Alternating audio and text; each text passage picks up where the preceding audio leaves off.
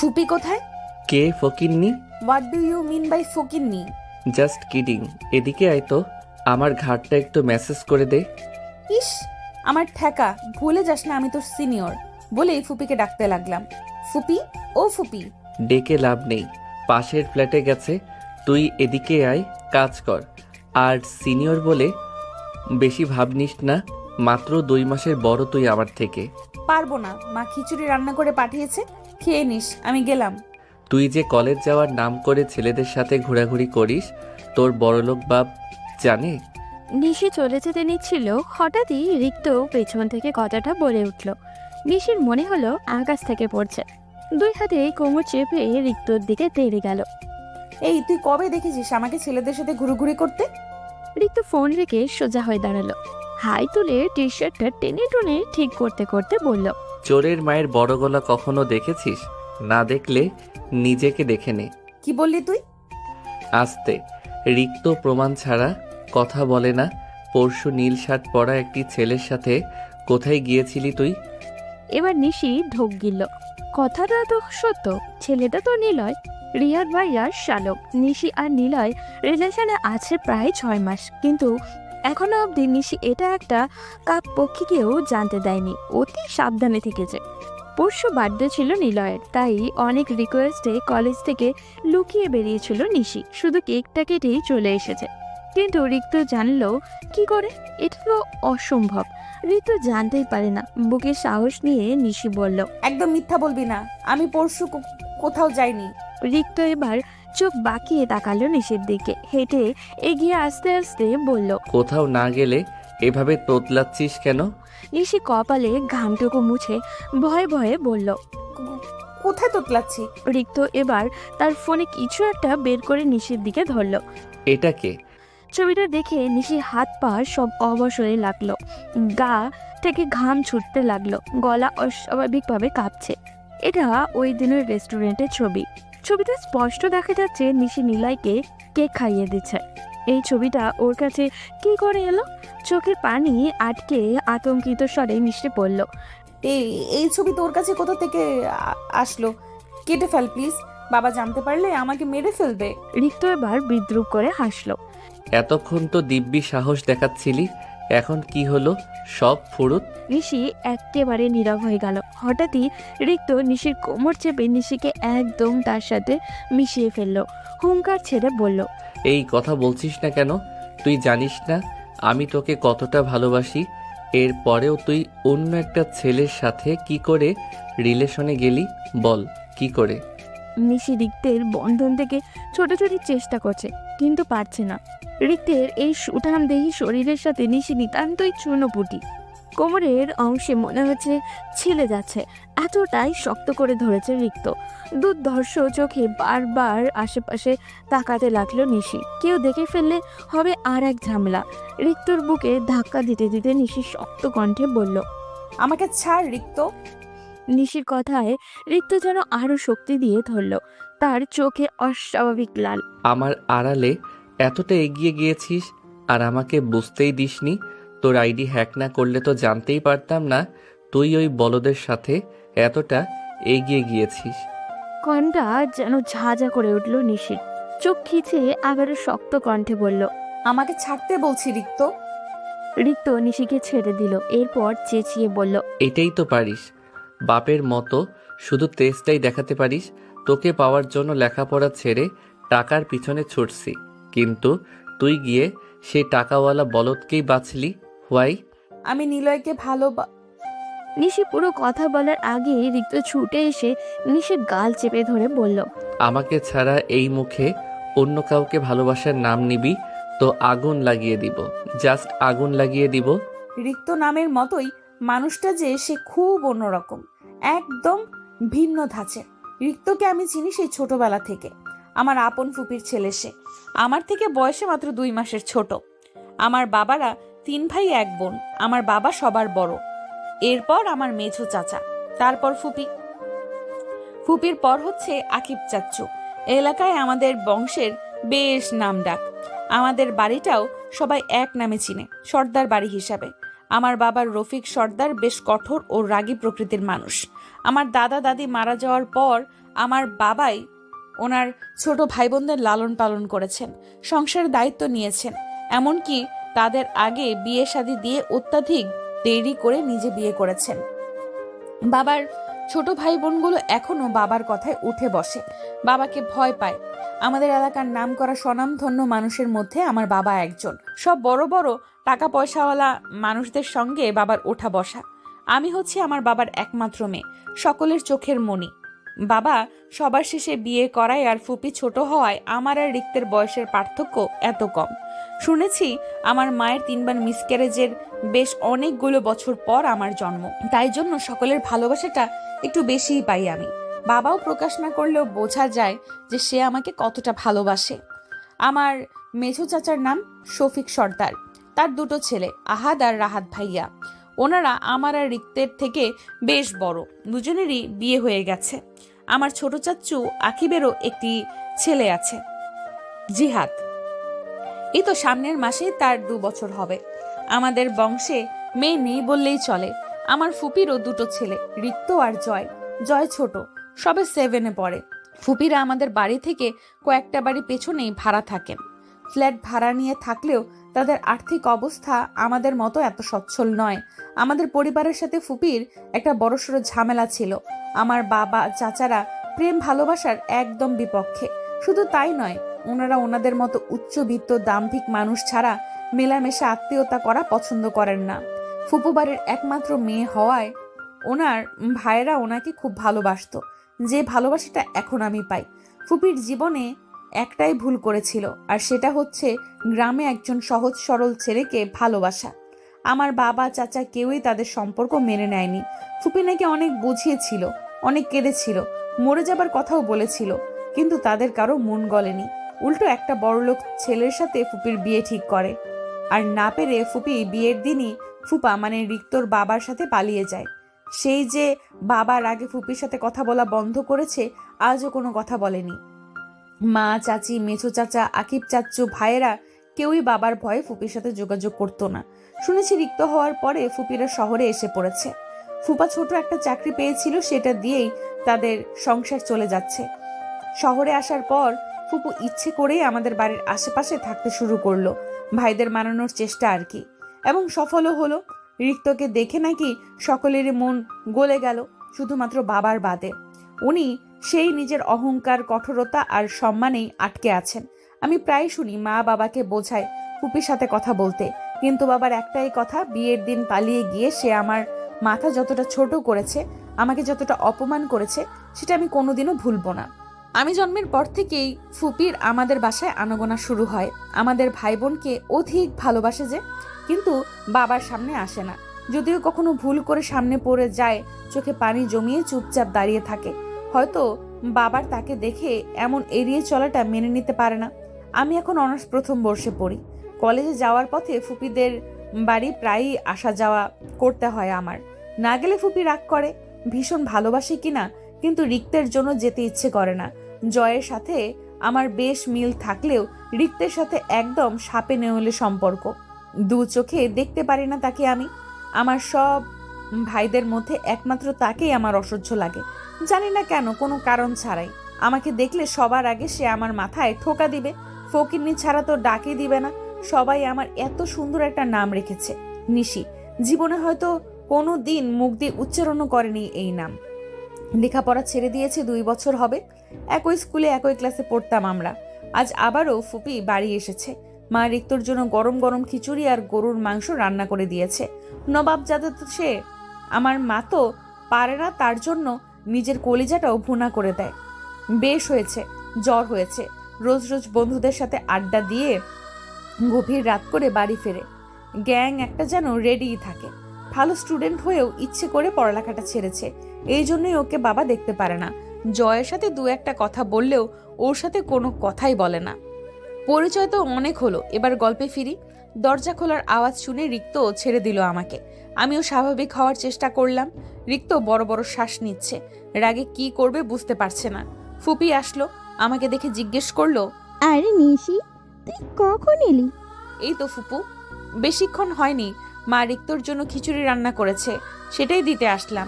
ও, আর আর বলিস না, ছেলে যে কি কাণ্ড করে না। কাল রাতে এই যশোরে কার সাথে যেন মারামারি করে ফিরেছে। ঘরে এসে সারা রাত সিগারেট ফুকেছে। ওর বাবা তো ওর কাণ্ডে চেঁচামেচি করে না খেয়েই অফিস চলে গেছে। আমার হয়েছে যত জ্বালা। রিক্ত গটগট পায়ে তার রুমে চলে গেল। রিক্তের মা সেদিকে তাকিয়ে তাকে এটা সেটা বলতে বলতে খিচুড়ির বক্সটি নিয়ে রান্নাঘরে ঢুকলো। নিশির কেন জানি ভয় করছে। রিক্ত কার সাথে মারামারি করে ফিরেছে? নিলয়কে কিছু করেনি তো আবার? নিশি দ্রুত পায়ে রিক্তর ঘরে ঢুকলো। সিগারেটের গন্ধে পেট গুলিয়ে আসতে চাইলো তার। শ্বাস আটকে কোনো মতে বলল, রিক্ত, তুই কার সাথে মারামারি করেছিস? নিলয়কে কিছু করিসনি তো? রিক্ত আরো 3 গুণ খেপে গেল। হাতে সিগারেটটা আছড়ে মেরে ফেলে নিশির হাত টেনে ধরল। এত দরদ কেন ওই শালার জন্য? কই আমার জন্য তো এত দরদ নেই। নিলয়ের মধ্যে কি এমন দেখেছিস যেটা আমার মধ্যে পাচ্ছিস না? দেখ রিক্ত, আমি তোকে অনেক বলেছি তোর আর আমার কখনোই সম্ভব নয়। না আমার ফ্যামিলি তোকে মানতে পারবে আর না আমি। কেন? আমাকে কেন মানতে পারবি না? আমি বড়লোক না বলে, নাকি আমি তোর থেকে ছোট বলে? আমার তো মনে হয় তোরা মূলত টাকার জন্যই আমাকে অবহেলা করছিস। ধরে নে তাই। তাহলে আমি তো বলছি আমাকে কয়েকটা বছর সময় দে, আমি সব করে দেখাবো, বাড়ি গাড়ি সব। তুই কেন মানছিস না? কারণ আমি তোকে ভালোবাসি না। যাকে ভালোবাসি না তাকে মানা আমার পক্ষে সম্ভব নয়। ঠিক আছে, বাসতে হবে না আমাকে ভালো, কিন্তু বিয়ে তোকে আমাকেই করতে হবে। তুই বাধ্য হবি আমাকে বিয়ে করতে, অ্যান্ড দ্যাটস মাই চ্যালেঞ্জ। কি করবি তুই? নিশির কথা শুনে রিক্ত বাঁকা হাসলো। সেটা সময় হলেই বুঝতে পারবি। নিশির ভয়ে হতে লাগলো। মাঝে মাঝে রিক্তকে সে বুঝতে পারে না। ওর জেদ খুবই ভয়ঙ্কর। যেটা একবার জেদ ধরে সেটা করেই ছাড়ে। ভয়টা এইখানেই। প্রায় বছর 2 যাবৎ সে তার অনুভূতিগুলো সম্পর্কে নিশিকে জানান দিয়েছে। মূলত সে জানান দেয়নি, নিশি বুঝে নিয়েছে। যার জন্য এখন প্রতিনিয়ত এটা নিয়ে আফসোস করে সে। কেন বুঝে গেল? না বোঝা উচিত ছিল তার। তাহলে তো আর তাকে এভাবে আতঙ্কে থাকতে হতো না। এরপর চলে গেছে বেশ কিছুদিন। রিক্তের সাথে নিশির আর দেখা হয় না। নিশিও যায়নি ফুপিদের বাড়ি। একদিন কলেজ থেকে বাড়ি ফিরছিল নিশি। তার পাশে ছিল নিলয়। নিশি ওর সাথে হেসে হেসে কথা বলেই হাঁটছিল। হঠাৎ কোথা থেকে যেন সামনে রিক্ত এসে হাজির হলো। আকস্মিক ওকে দেখে নিশি কিঞ্চিত ভয় পেল। কিছু বুঝে ওঠার আগে রিক্ত এলো পাতারে নিলয়কে মারতে শুরু করলো। ভয়ে আতঙ্কে আত্মা ঢিপ ঢিপ করছিল নিশি। গলা ফাটিয়ে চিল্লিয়ে রিক্তের শার্ট ধরে টেনে ওকে ফেরাতে পারছিল না। অস্বাভাবিকভাবে ক্ষেপে রিক্ত শুধু নিলয়কে মারতে মারতে বলছে, না করেছিলাম না তোকে? বলেছিলাম না ওর থেকে দূরে থাকতে? কেন থাকিসনি? ওই দিনের মার ভুলে গেছিস? তোকে তো আজ আমি। নিলয়ের নাক মুখ থেকে গল গল করে রক্ত পড়ছে। রিক্তের 2-1 বন্ধুও তাকে থামানোর চেষ্টা করছে, কিন্তু কেউই পারছে না। রাস্তা হয় অনেক মানুষের সামনে দৃষ্টিকটু হয়ে গেল ব্যাপারটা। নিলয়ের মুখে রক্ত দেখে গা ছমছম করে উঠল নিশি। উপায় না পেয়ে রিক্তকে টেনে টেনে জোর করে নিশি নিজের দিকে ফিরিয়ে কষিয়ে এক থাপড় মারল। আওয়াজটা যেন চারিপাশে প্রতিধ্বনিত হতে লাগলো। সাথে সাথে রিক্ত স্তব্ধ হয়ে গেল। বিস্ফোরিত চোখে নিশির দিকে তাকালো। নিশি জানে না ওর এত সাহস কি করে হলো। রক্ত চক্ষু নিয়ে রিক্তের মুখের দিকে তর্জনী তাক করে বলল, 1 সপ্তাহ, জাস্ট 1 সপ্তাহের মধ্যে নিলয়কে বিয়ে করব আমি। দেখি তুই কি করতে পারিস। রিক্তকে স্তব্ধ করে দিয়ে নিলয়ের হাত ধরে নিশি চলে আসলো সেখান থেকে। বাড়িতে কোনো আজ আসতে দেয়নি এই বিষয়। নিশি ঠান্ডা মাথায় তার ভাবিকে দিয়ে রাহাত ভাইয়ার কাছে বলল তার আর নিলয়ের বিষয়। এমনিতেও বাড়ির নিশির জন্য বিয়ের কথাবার্তা চলছে। নিলয় ভালো ছেলে, ফ্যামিলিও উচ্চবিত্ত। নিশির বাবা চাচাদের রাজি না হওয়ার কোনো অপশানে নেই। এদিকে নিশি নিলয়কেও বলে দিয়েছে তার ফ্যামিলির সাথে যেন বিয়ের প্রস্তাব নিয়ে বাড়িতে আসে। নিলয় নিশির জন্য পাগল। নিশি যা বলে তাই করতে রাজি। রিক্তের হাতে এত মার খাওয়ার পরেও সে নিশি থেকে দূরে সরেনি। এর ঠিক 2 দিন পরেই নিলয় তার বাবা মাকে নিয়ে আসলো নিশিদের বাড়িতে। বিষয়টাকে এমনভাবে হ্যান্ডেল করা হলো, রাহাত ভাইয়া আর ভাবি ছাড়া কেউ বুঝলই না নিশিরা আগে থেকে রিলেশনে ছিল। বুঝতে পারলে হয়তো নিশির অবস্থাটা অনেকটা রিক্তের মায়ের মতনই হতো। নিশি টুকটুকে লাল একটি শাড়ি পরেছে, মাথা থেকে নিয়ে পিঠ জুড়ে পাতলা লাল দোপাট্টা। ভাবিরা মিলে তাকে সাজিয়ে দিচ্ছে। নিশিও পুতুলের মতো বসে তাদের সুন্দর করে সাজানোর সুযোগ দিচ্ছে। আজ আকদ, নিশির আর নিলয়ের তারিখটা ঠিক করেছে পরিবার থেকেই। নিশি রিক্তকে 1 সপ্তাহের মধ্যে বিয়ে করার চ্যালেঞ্জ করলেও পরিবারের ডিসিশনে ঠিক 15 দিন পরই নিলয়ের সাথে তার বিয়ে ঠিক করা হয়েছে। তার এই 15 দিনে নিশি একবারও রিক্তর চেহারা দেখেনি, না দেখেছে তার ফুপিকে। আকদের ঠিক কিছু মুহূর্ত আগেই নিশির দেখা হলো রিক্তের সাথে। নিজের ঘরে একাই ছিল নিশি। নিলয়রাও এসে পড়ায় ভাবি চাচিরা সবাই ওদের আপ্যায়নে ব্যস্ত। ঘরোয়াভাবেই বিয়েটা হচ্ছে। নিশি বিয়ের পরেও এখানেই থাকতে হবে সপ্তাহখানেকের মতো। সপ্তাহখানেক পর আবারও আয়োজন করে ওকে উঠিয়ে দেওয়া হবে। নিশির বাবা, চাচা, নিলয়ের বাবা, আত্মীয় স্বজনরা মিলে এই সিদ্ধান্ত নিয়েছে। ড্রেসিং টেবিলের সামনে দাঁড়িয়ে নিজেকে দেখছিল নিশি। বিয়ের সাজে নিজেকে এভাবে দেখে যেন তার নিজেরই লজ্জা লাগছে। হঠাৎই আয়নায় রিক্তকে দেখে থ হয়ে গেল সে। দ্রুত পিছনে ঘুরতেই দেখলো রিক্ত এক দৃষ্টিতে তার দিকে তাকিয়ে আছে। তার উজ্জ্বল মুখটা শুকিয়ে একটুকু হয়ে গিয়েছে, চোখের নিচে কালো দাগ পড়েছে। ঠোঁটের দিকে তাকিয়ে দৃষ্টি ফিরিয়ে নিল নিশি। এই সিগারেটটা কি কখনই ছাড়বে না রিক্ত? রিক্ত নিশি চেহারার দিকে দৃষ্টি রেখেই আনমনে বলে উঠল। তোকে খুব সুন্দর লাগছে নিশি। গলাটা শুকিয়ে গেল নিশির। প্রথমবার রিক্তের মুখে নিজের নামটা শুনে যেন গানের মতো লাগলো। নিশি আশেপাশে তাকিয়ে দৃষ্টি ফেরাতে চাইল। রিক্তর এই লাল চোখের ভয়ঙ্কর নিঃশব্দ চাহনি নিতে পারবে না ও। খুব অস্বস্তি লাগে। আচমকা কোমরে হ্যাঁচকা টান খেয়ে রিক্তর বুকে গিয়ে পড়ল নিশি। ড্রেসিং টেবিলের আয়নায় তাদের প্রতিবিম্ব দেখা যাচ্ছে। রিক্ত এখনো এক দৃষ্টিতে নিশির দিকে তাকিয়ে আছে। নিশি আবারও ধস্তাধস্তি শুরু করলো।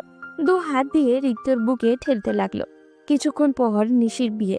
বাইরে নিলয় তার জন্য অপেক্ষা করছে, আর এখানে এই ছেলে তার সাথে অসভ্যতামি শুরু করেছে। হঠাৎ যদি কেউ এসে পড়ে, আটকে উঠলাম আমি। এই ছেলে কি আমার বিয়ে ভাঙার জন্য এমন শুরু করেছে? খেপে গিয়ে রাগী কণ্ঠে বললাম, আমাকে ছাড় রিক্ত।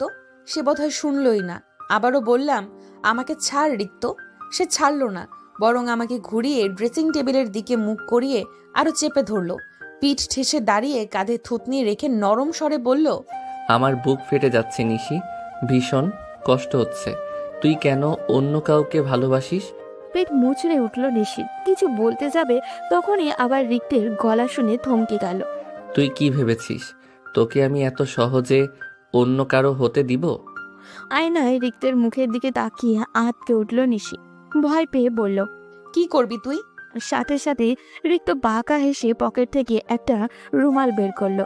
রিক্তের বাঁকা হাসি আর হাতে রুমাল দেখে নিশির আত্মা শুকিয়ে গেল। না না না রিক্ত। নিশি আর কিছু বলার আগেই রিক্ত নিশির মুখে রুমাল চেপে ধরলো। কানের কাছে মুখ নিয়ে ফিস ফিস করে বলল, সরি জান। 2 দিন ধরে গোডাউনের মতো একটা বড় রুমে পড়ে আছে নিশি, গায়ে এখনো বিয়ের শাড়ি। রিক্ত ওই দিন তাকে বেহুশ করে কোথায় নিয়ে এসেছে তা নিশি জানে না।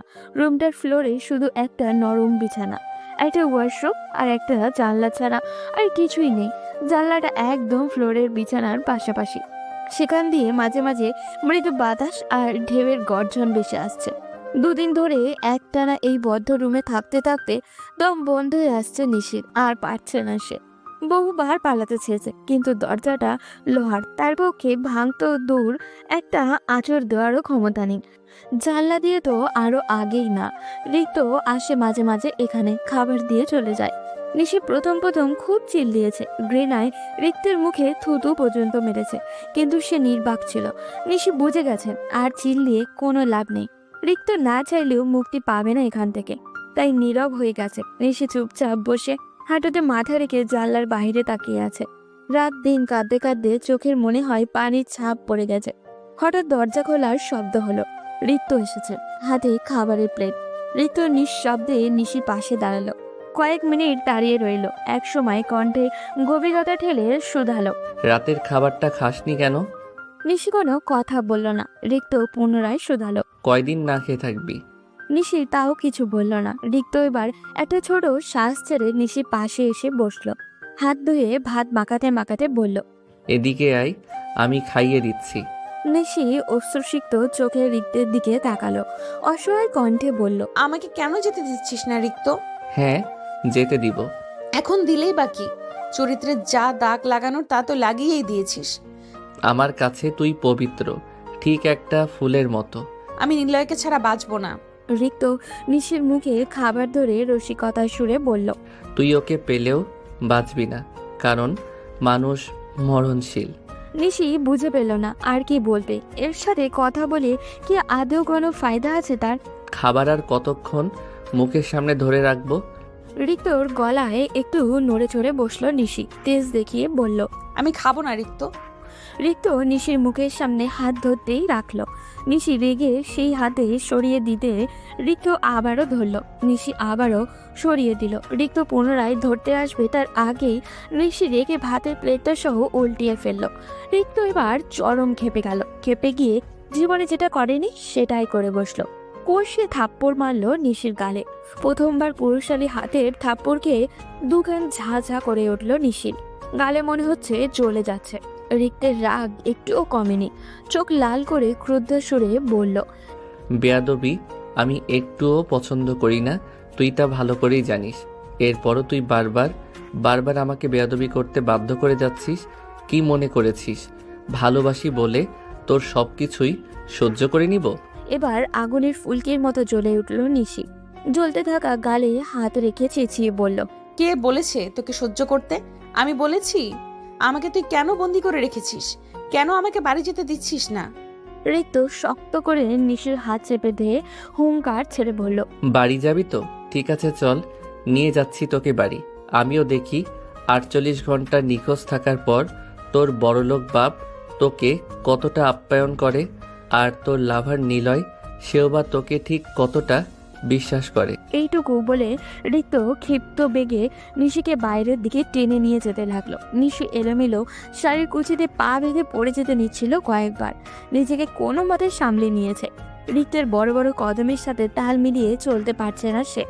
আশেপাশেও দৃষ্টি দিতে পারছে না। রিক্ত দ্রুত হাঁটা শুরু করেছে। গাড়িতে বসে এক প্রকার উড়িয়ে রিক্ত নিশিকে বাড়িতে নিয়ে এসেছে। অতঃপর নিশিকে বাড়ির রাস্তায় ফেলেই রিক্ত হাওয়া হয়ে গেছে।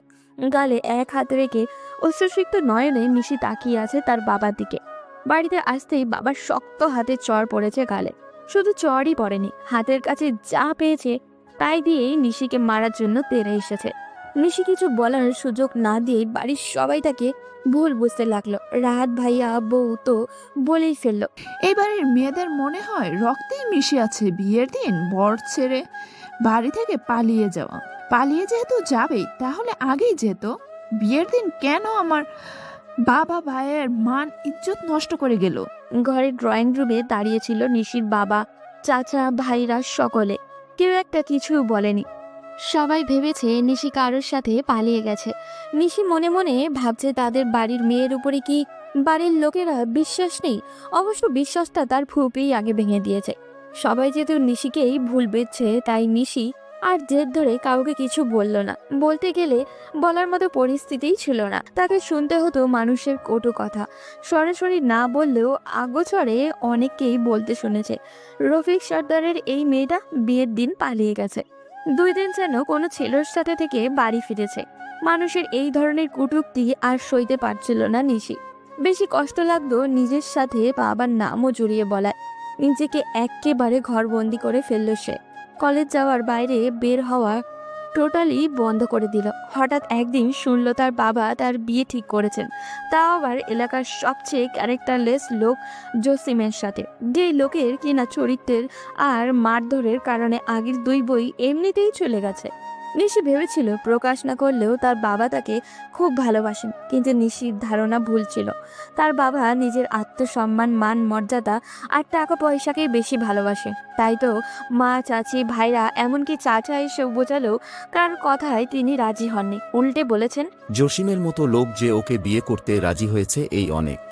বিয়ে দিয়ে ঘর থেকে আপদ বিদায় করতে হবে। নিজের বাবার মুখে এমন কথা শুনে যেন পাথর হয়ে গিয়েছিল নিশি। চোখের পানির ভান্ডারও যেন ফুরিয়ে গেছে। সেদিন বুঝেছিল মেয়েদের সম্মান ঠিক কতটুকু ঠুনকো।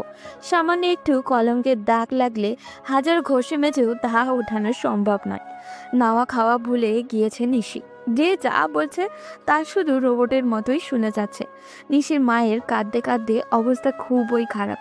নিশির বাবার পা ধরে এখনো বসে আছে সে। নিশিকে জসিমের মতো লোকের সাথে বিয়ে না দেওয়ার জন্য আবেদন করছে। নিশি একটা টু শব্দও করছে না, চুপচাপ দেওয়াল লেপ্টে দাঁড়িয়ে আছে।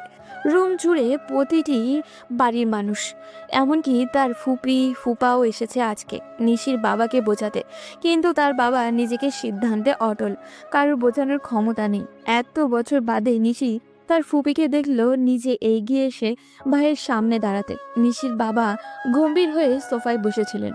রিক্তের মা এসে সামনে দাঁড়াতেই তিনি চোখ মেলে উপরের দিকে তাকালেন। মনে হচ্ছে কথা বলতে রিক্তের মায়ের গলা কাঁপছে, তবুও সাহস নিয়ে বলল, ভাইয়া, তুমি রাজি থাকলে আমি আমার রিক্তের জন্য নিশিকে নিতে চাই।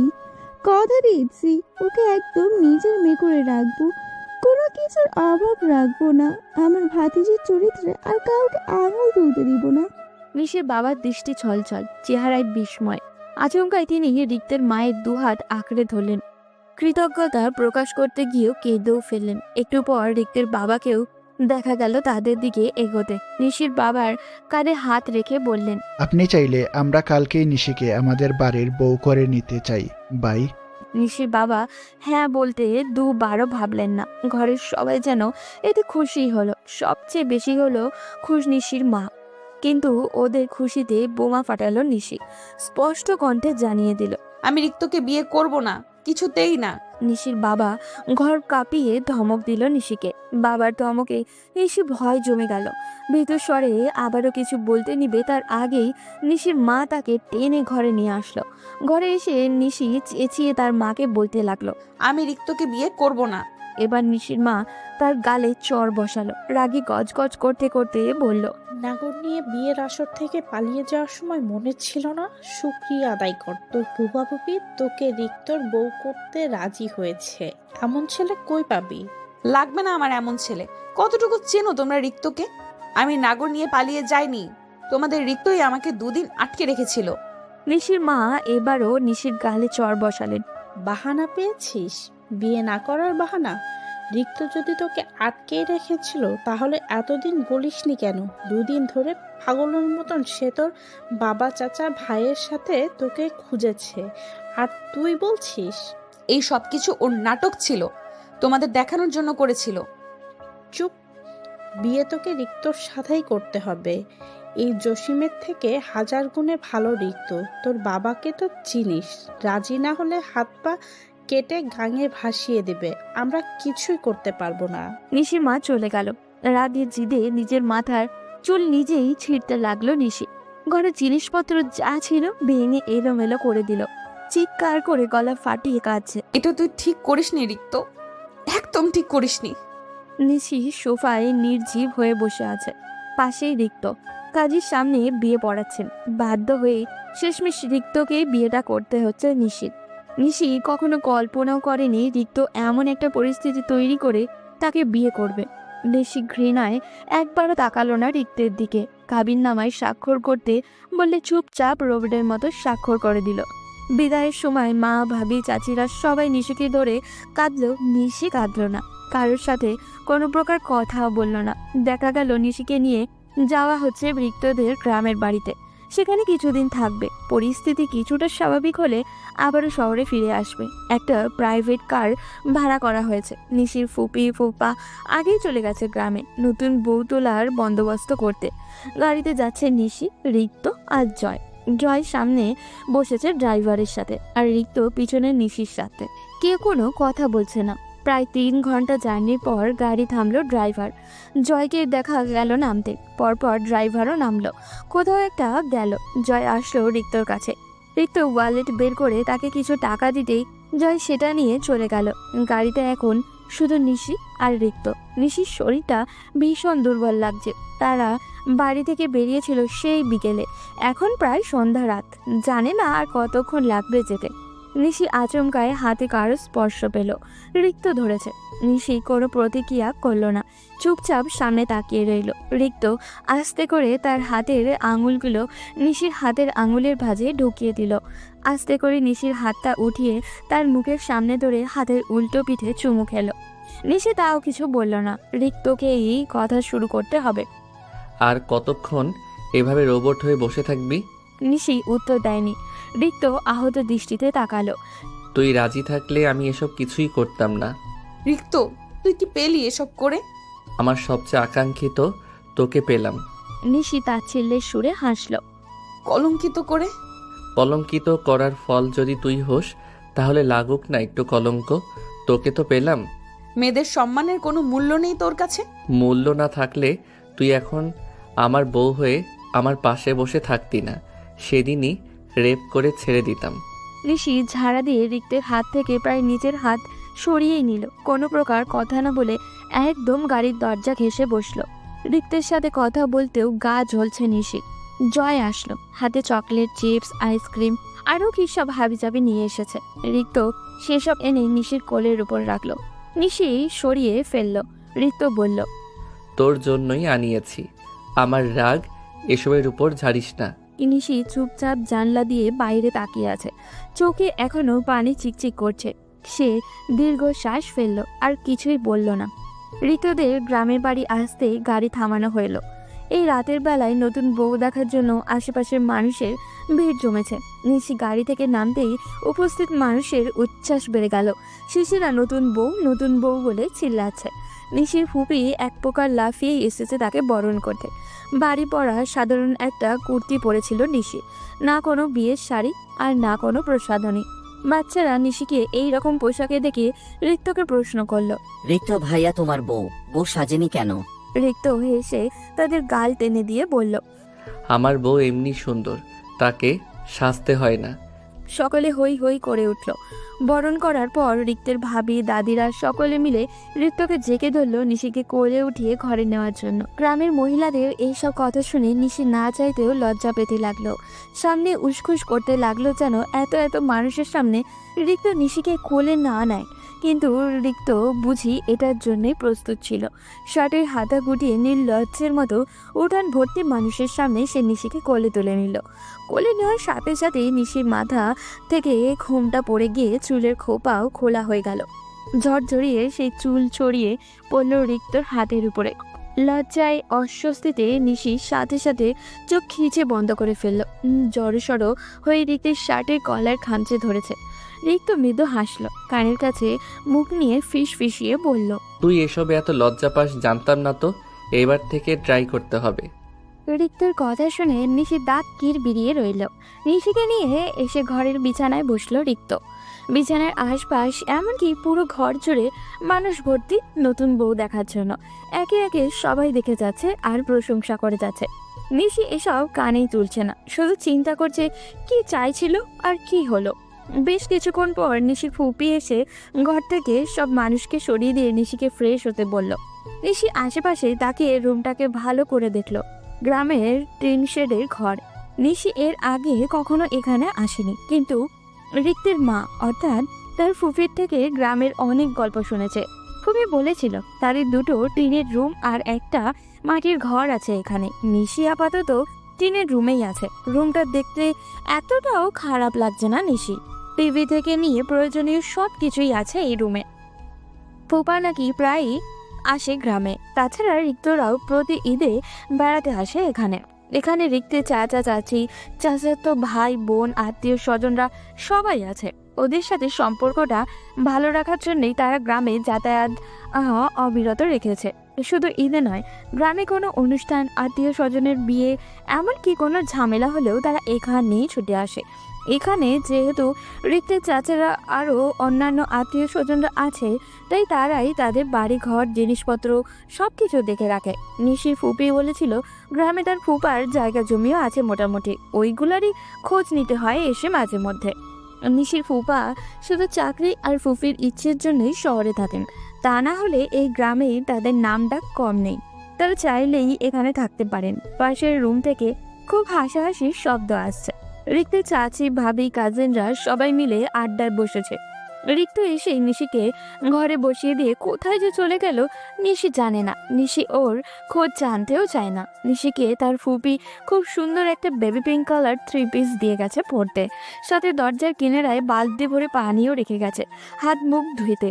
কিন্তু নিশি বসে আছে, কিছুই করেনি। ওয়াশরুমে যাওয়ার দরকার, কিন্তু এখান থেকে তাদের কল্পার কোথায় নিশি তা চিনে না। আশেপাশেও কাউকে দেখছে না।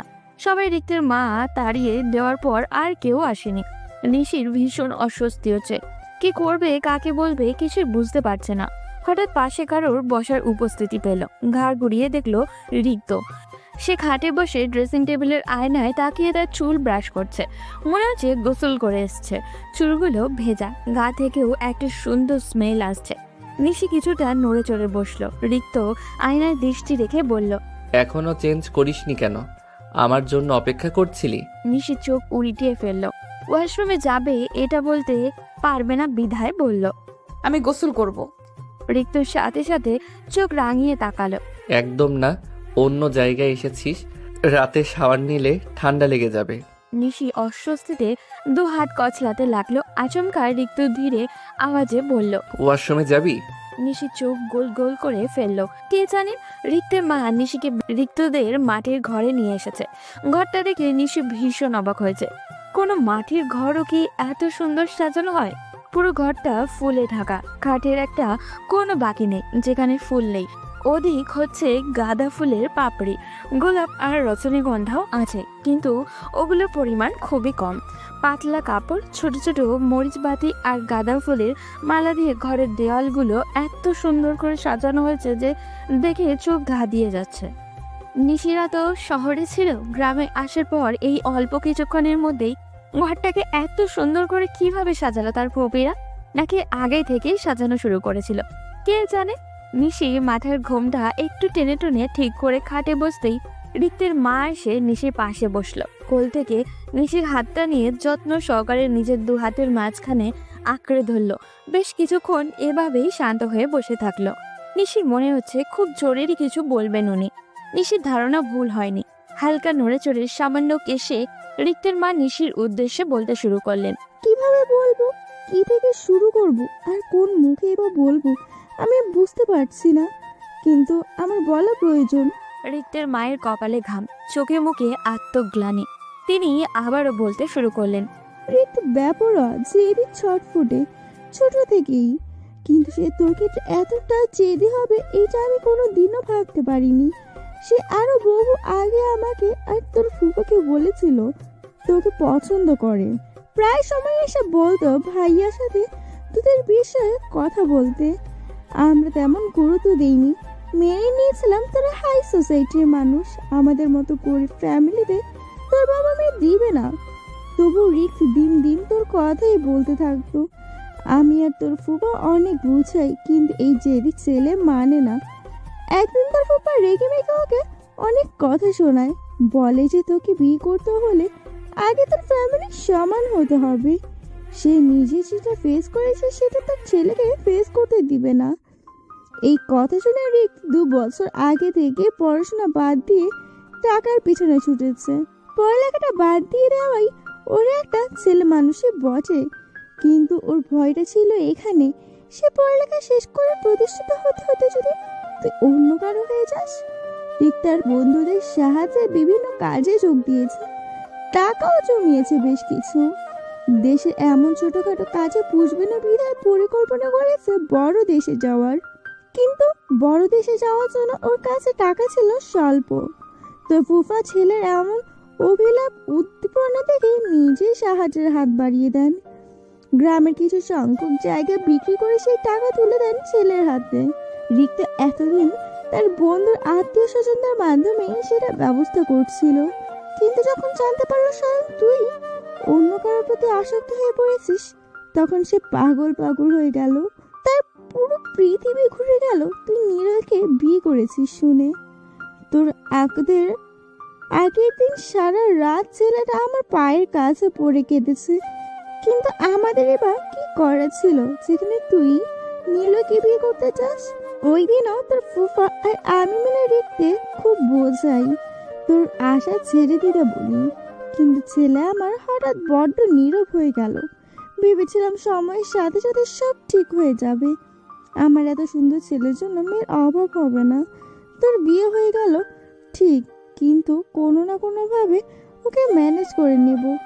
কিন্তু বুঝতে পারিনি আমার এই পেয়ারা ছেলে বিয়ে দিনই তোকে কিডন্যাপ করে নিবে।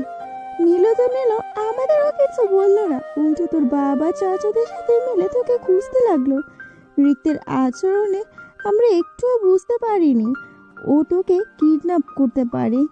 দুদিন পর যখন রিক্ত তোকে বাসায় নিয়ে আসলো, তখন সে নিজেই আমার কাছে স্বীকার করলো যে সে তোকে আটকে রেখেছিল। এই কথা শুনে তো তোর ফুফা চরম খেপে যান, রেখে গিয়ে জীবনে একটা থাপ্পড় না দেওয়া ছেলের গায়ে মারতে মারতে একদম রক্তাক্ত করে ফেললো। রিক্তের পিঠে এখনো তার বাবার দেওয়া বেল্টের আঘাত কালচে আছে। তোর সাথে অন্যায় করার জন্য তোর ফুফা আর আমি এগুলো বলে থাকতে পারবো না। কি করব, ছেলে তো, ওকে কষ্ট দেখলে নিজেরই কলিজা পুড়ে। রিক্তকে আটকে রেখে অন্যায় করেছে, ভীষণ অন্যায় করেছে। তোর কাছে ক্ষমা চাওয়ার মুখ আমাদের নেই, তবুও বলছি যদি পারিস ক্ষমা করে দিস। এতটুকু বলে রিক্তের মা নীরবে কাঁদতে লাগলেন। নিশি সীমাহীন আশ্চর্য হয়ে তার ফুপের মুখের দিকে চেয়ে আছে। যে অন্যায় করলো সে এতটুকু অনুতপ্ত হলো না, আর এদিকে ওরা অন্যায় না করেও নিশি দ্রুত তার ফুপির চোখের পানি মুছে দিয়েও নরম স্বরে বলল, কেঁদো না ফুপ্পি, তোমরা তো কোনো অন্যায় করনি, বরং ছেলের বউ করে আমাকে অপমান থেকে বাঁচিয়েছো। তোমাদের প্রতি আমার কোনো অভিযোগ নেই, প্লিজ আর কেঁদো না।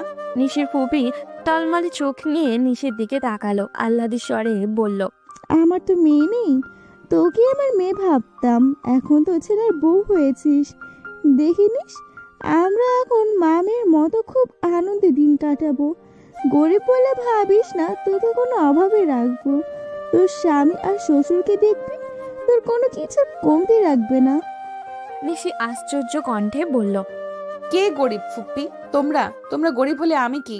আমাদের যত টাকা পয়সা বাড়ি গাড়ি আছে তার সব কিছুই তো আমার বাবার, আমার কি? আমি তো তাহলে গরিব আল্ট্রা প্রো ম্যাক্স। নিশির কথার ভঙ্গিমায় রিক্তের মা হেসে ফেলল। নিশির কপালে আলতো চুমু দিয়ে তাকে বুকে জড়িয়ে নিয়ে বললেন, এইটা নিয়ে আর রাগ করে থাকিস না মা, যেটা হয়েছে সেটা হয়তো কপালে ছিল। এখন তুই না চাইলেও আমার রিক্তের বউ, সম্পর্কটা নিয়ে একটু ঠান্ডা মাথায় ভেবে দেখিস। আমার ছেলেটা কিন্তু অতটাও খারাপ না। নিশির কোনো কথা না বলে রিক্তের মায়ের বুকে চুপচাপ করে বসে রইল। রিক্তের মা চলে যাওয়ার পর নিশি কখন যে ঘুমিয়ে পড়েছিল বুঝতেই পারেনি। ঘুম যখন ভাঙলো তখন চারিদিকে তাকিয়ে দেখে রুমজোড়া মরিচ বাতির টিমটিম আলো জ্বলছে। রাত তখন কয়টা নিশির সঠিক জানা নেই, তবে বুঝতে পারছে এখন গভীর রাত। নিস্তব্ধ রাতে বাইরে থেকে ভেসে আসছে ঝিঝি পোকার শব্দ, ঘর জুড়ে মম করছে তাজা ফুলের গন্ধ। নিশি হঠাৎই অনুভব করলো তার পায়ের উপরে খুব ভারী কিছু একটা পড়ে আছে। কি পড়ে আছে বোঝার জন্য আস্তে করে শোয়া থেকে উঠে বসলো। পায়ের উপর রিক্তকে পড়ে থাকতে দেখে ভীষণ অবাক হয়ে গেল নিশি। ঘরের রং বেরঙের আলোয় রিক্তর মুখটা স্পষ্ট দেখা যাচ্ছে। সে একটি টুলে বসে নিশি দু পায়ের উপরে মাথা রেখে নির্বিঘ্নে ঘুমিয়ে আছে। দেখতে ইনোসেন্ট লাগলেও নিশির মায়া হলো না। নিশি নড়ে চড়ে পা সরিয়ে ফেলতে চাইলো, কিন্তু পারল না। মনে হচ্ছে দুই পাই অবাস হয়ে আছে। রিক্ত কতক্ষণ ধরে এভাবে পায়ের উপর শুয়েছিল কে জানে। নিশি এবার অধিক নড়াচড়া শুরু করলো। নিশির নড়াচড়াতে রিক্তের ঘুম ভেঙে গেল। শোয়া থেকে উঠে বসে নির্বিকার ভঙ্গিতে তাকিয়ে থাকলো কিছুক্ষণ। নিশি নিজের পা টান টান করে হাত দিয়ে ডলতে লাগলো। ইস, ঘুমানোর জন্য আর জায়গা পাসনি, আমার পা দুটোকেই পেলি। নিশির তিক্ত কথা শুনে রিক্ত ভ্রু কুঁচকে তাকালো। নিশি পা জমিয়ে ফেললো, চোখ ঘুরিয়ে আশেপাশে তাকালো। বাইরে থেকে ঝোড়ো হাওয়ার শব্দ আসছে। কি ব্যাপার, এত রাতে বাতাস চালিয়েছে? বৃষ্টি বৃষ্টি হবে নাকি? হঠাৎই রিক্তর ঘুম জড়ানো কণ্ঠে নিশির হুঁশ ফিরল। কি হয়েছে? হঠাৎ ঘুম থেকে উঠে পড়লি যে? খিদে পেয়েছে? কিছু খাবি? নিশি দুদিকে মাথা নাড়িয়ে না বলল। বাইরে কি বৃষ্টি হচ্ছে? হচ্ছে না, হওয়ার সম্ভাবনা আছে। যে কোনো সময় বিদ্যুৎও চলে যেতে পারে। তুই বস, আমি মোম নিয়ে আসছি। নিশি দ্রুত বিছানা থেকে নেমে দাঁড়ালো, আমতা আমতা করে বলল, না না, যাস না, আমার একা একা ভয় করবে। কাউকে বল দিয়ে যেতে। এত রাতে কাকে পাবো? 2 মিনিটেরই তো ব্যাপার। যাচ্ছি আর নিয়ে আসছি, বস। বলতে বলতে বিদ্যুৎ চলে গেল। গ্রামের এই এক সমস্যা, একটু বাতাস চালু হলে বিদ্যুৎ চলে যায়। রুম জুড়ে এখন তীব্র অন্ধকার। বাইরে ঝড়ের শব্দ, কেমন এক গুমট পরিবেশ সৃষ্টি হয়েছে। আস্তে আস্তে ভীষণ ভয় হতে লাগলো নিশির। অন্ধকারে তার খুব ভয় করে। নিশি হাত বাড়িয়ে ঋতুকে খুঁজতে লাগলো। রিক্ত, কোথায় তুই? আছি এখানেই। আমার ভয় করছে, তোর ফোনের ফ্ল্যাশটা জ্বালা না। চার্জ নেই আমার ফোনে, ফ্ল্যাশ জ্বলবে না, এভাবেই দাঁড়িয়ে থাক। নিশি কাঁদো কাঁদো সুরে বলল। এইভাবে কিভাবে দাঁড়িয়ে থাকবো? ভয় করছে তো। তুই কোথায়? নিশির কথায় ঋতু যেন নিশির একটু কাছে এসে দাঁড়ালো। নিশি হাত বাড়িয়ে ঋতের কোমর অংশটাকে টি শার্ট খামচে ধরলো। একটু আলোর ব্যবস্থা কর না। কেন? আমার তো এইভাবেই ভালো লাগছে। তুই চাইলে আমাকে জড়িয়ে ধরতে পারিস। I won't mind. রেগে নিশি রিক্তের টি শার্ট ছেড়ে দিল, কিন্তু রিক্তকে ছেড়ে দিয়ে এবার তার আরো ভয় হতে লাগলো। হঠাৎ দরজায় করাঘাতের শব্দ হলো। অন্ধকারের এই নিস্তব্ধ ভীতু পরিবেশ শব্দটা যেন আরো ভীতু শোনালো। এবার নিশি নিজে থেকে এসে রিক্তের পাশ ঘেঁষে দাঁড়ালো। রিক্ত বোধহয় একটু হাসলো, নিশিকে এক হাতে পেঁচিয়ে ধরে বলল। এত ভয় পাওয়ার কি আছে? আমি তো এখানেই। নিশু কিছু না বলে শুধু ঢোক গেল। দরজায় এখন আরো জোরে জোরে করাঘাত হচ্ছে। ঋতু নিশিকে নিয়েই দরজার কাছে আসলো। দরজা খুলতেই দেখলো জয় দাঁড়িয়ে আছে। তার হাতে মোটাসোটা 2-3টে মোম, সাথে দেশলাইও আছে। জয় এগুলো ঋতুর হাতে দিয়ে বলল। ডিস্টার্ব করার জন্য সরি ভাইয়া, মা এগুলো পাঠিয়েছে তোমাদের দিতে। বাইরে বৃষ্টি হচ্ছে, রাতে বিদ্যুৎ আসার সম্ভাবনা খুবই কম। ঋতু জয়ের হাত থেকে মোমগুলো নিল, সাথে সাথেই জ্বর দৌড় দিয়ে চলে গেল। এই মাটির ঘরটা ঋতুদের টিনের ঘরের থেকে বেশ অনেকটাই দূরে। ঋতু মোমগুলো নিয়ে দরজা আটকে ছোট্ট টেবিলটার কাছে আসলো। নিশিও তার পিছু পিছু গেল। দেশলাই জ্বালিয়ে মোমবাতি লাগাতেই হালকা হলদেটে আলোয় পুরো ঘরটা ছড়িয়ে পড়ল। নিশি শ্বাস ফেলে বিছানায় গিয়ে বসলো। ভীতিটা এবার একটু হলেও কমেছে। টিনের চালে ঝমঝমিয়ে বৃষ্টি পড়ছে। শুনতে মন্দ লাগছে না নিশির। হঠাৎই দেখলো রিক্ত পকেট থেকে ফোন বের করে খাটে শটান হয়ে শুয়ে পড়ল। এক হাত ঘাড়ের নিচে ভাঁজ করে রেখে অপর হাতে ফোন টিপছে। এটা দেখে ভীষণ অবাক হলো নিশি। এটা কি হলো? তুই না বললি তোর ফোনে চার্জ নেই? তাহলে এখন কি করে টিপছিস? রিক্ত ডোন্ট কেয়ার ভাব নিয়ে বলল। হ্যাঁ বলেছি, বললে যে কথাটা সঠিক হবে আর তোকে বিশ্বাস করতে হবে এমন তো কোনো কথা নেই। রাগে ক্ষোভে শরীর জ্বলে উঠল নিশির। একে আল্লাহ কি দিয়ে বানিয়েছে কে জানে, তেতে উঠে বলল। তাহলে তো তুই আমাকে ভালোবাসিস সেটাও সঠিক নয়, আর এটা আমাকে বিশ্বাস করতে হবে এমনও কোনো কথা নেই। রিক্ত ফোন রেখে হাঁচকা টানে নিশিকে তার বুকে নিয়ে ফেললো। কোমরে এক হাতে শক্ত করে চেপে ধরে অপর হাতে নিশির গাল রেখে বলল। এটা সঠিক প্রমাণ করার জন্য আমাকে কি করতে হবে বল? রিক্তের এত নিকট এসে নিশির হৃদস্পন্দন বেড়ে গেল। ঘন ঘন শ্বাস ফেলে বলল। কিচ্ছু করতে হবে না, আমাকে ছাড়। রিক্ত ছাড়ল না, বরং নিশিকে বিস্ফোরিত করে দিয়ে গালে গভীর করে একটা চুমু বসালো। নিশি ঘাবড়ানোর স্বরে বলল। বেশি বাড়াবাড়ি হয়ে যাচ্ছে রিক্ত। নিশিকে কিছু বলার সুযোগ না দিয়েই রিক্ত নিশিকে তার নিচে ফেলে একদম বিছানার সাথে পিষে ধরল। বাড়াবাড়ি তো সব সময়ই করি, শেষবার না হয় আর একটু বাড়াবাড়ি করে যেতে দে। নিশি ছটফট করতে করতে বলল। শেষবার মানে? রিক্ত নিশির মুখে একটা ফু দিয়ে কপালে পড়ে থাকা ছোট ছোট চুলগুলো সরিয়ে দিয়ে বলল। আগামী 2-3 মাসের মধ্যে কুয়েত চলে যাচ্ছি। প্রতিষ্ঠিত না হয়ে ফিরবো না। যাওয়ার আগে এমন কিছু করে যেতে চাই যেন তুই আমার থেকে পালাতে না পারিস। মানে? মানে একটা বেবি চাই আমাদের, যেটার প্রসেসিং আজ এই মুহূর্ত থেকে শুরু। আজকের পর হয়তো তুই আমাকে আরও বাজে ভাবতে পারিস, কিন্তু এটা ছাড়া তোকে আটকে রাখার জন্য আমার কাছে আর কোনো অপশন নেই। I am sorry. সবাই তো নায়কই হয়, আমি না হয় ভিলেন হলাম। এই বলে রিক্ত নিশির গলায় মুখ ডোবালো। অজস্র চুমু দিতে লাগলো সেখানটায়। নিশি কুকড়ে উঠল। কি হচ্ছে বোধগম্য হতেই রিক্তকে উপর থেকে সরাতে চাইল নিশি। কথা বলার জন্য গলায় জোর পাচ্ছে না। রিক্ত নিশির বুকের উপরে থেকে ওড়না সরিয়ে ফেললো। কামিজের ফাঁক দিয়ে উন্মুক্ত ফেটে হাত রাখলো। নিশির চোখে পানি টলমল করছে। ভেজা কণ্ঠে বলল। কি করছিস রিক্ত? এরপর থেকে তুই আমার চোখে আরো নিচে নেমে যাবি। নামতে দে। তোকে নিজের কাছে রাখার জন্য আমি দুনিয়ার সবচেয়ে নিকৃষ্ট মানুষ হতেও প্রস্তুত। রিক্তের গায়ের টি শার্টটা খুলে ফেললো। তারপর উত্তপ্ত স্পর্শ বিচরণ করতে লাগলো নিশির সর্বাঙ্গে। নিশি থেকে থেকে কেঁপে উঠছে। রিক্তকে বাধা দিয়েও কোনো লাভ হচ্ছে না। সে খুব জেদি, মানছে না। আজকের পর হয়তো নিশি রিক্তকে আরো বেশি করে ঘৃণা করবে, কিন্তু তাতে কি?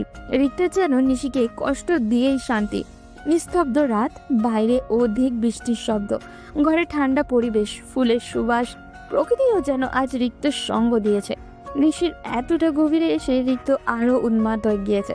তার স্পষ্ট আগের তুলনায় অধিক গভীর হয়েছে।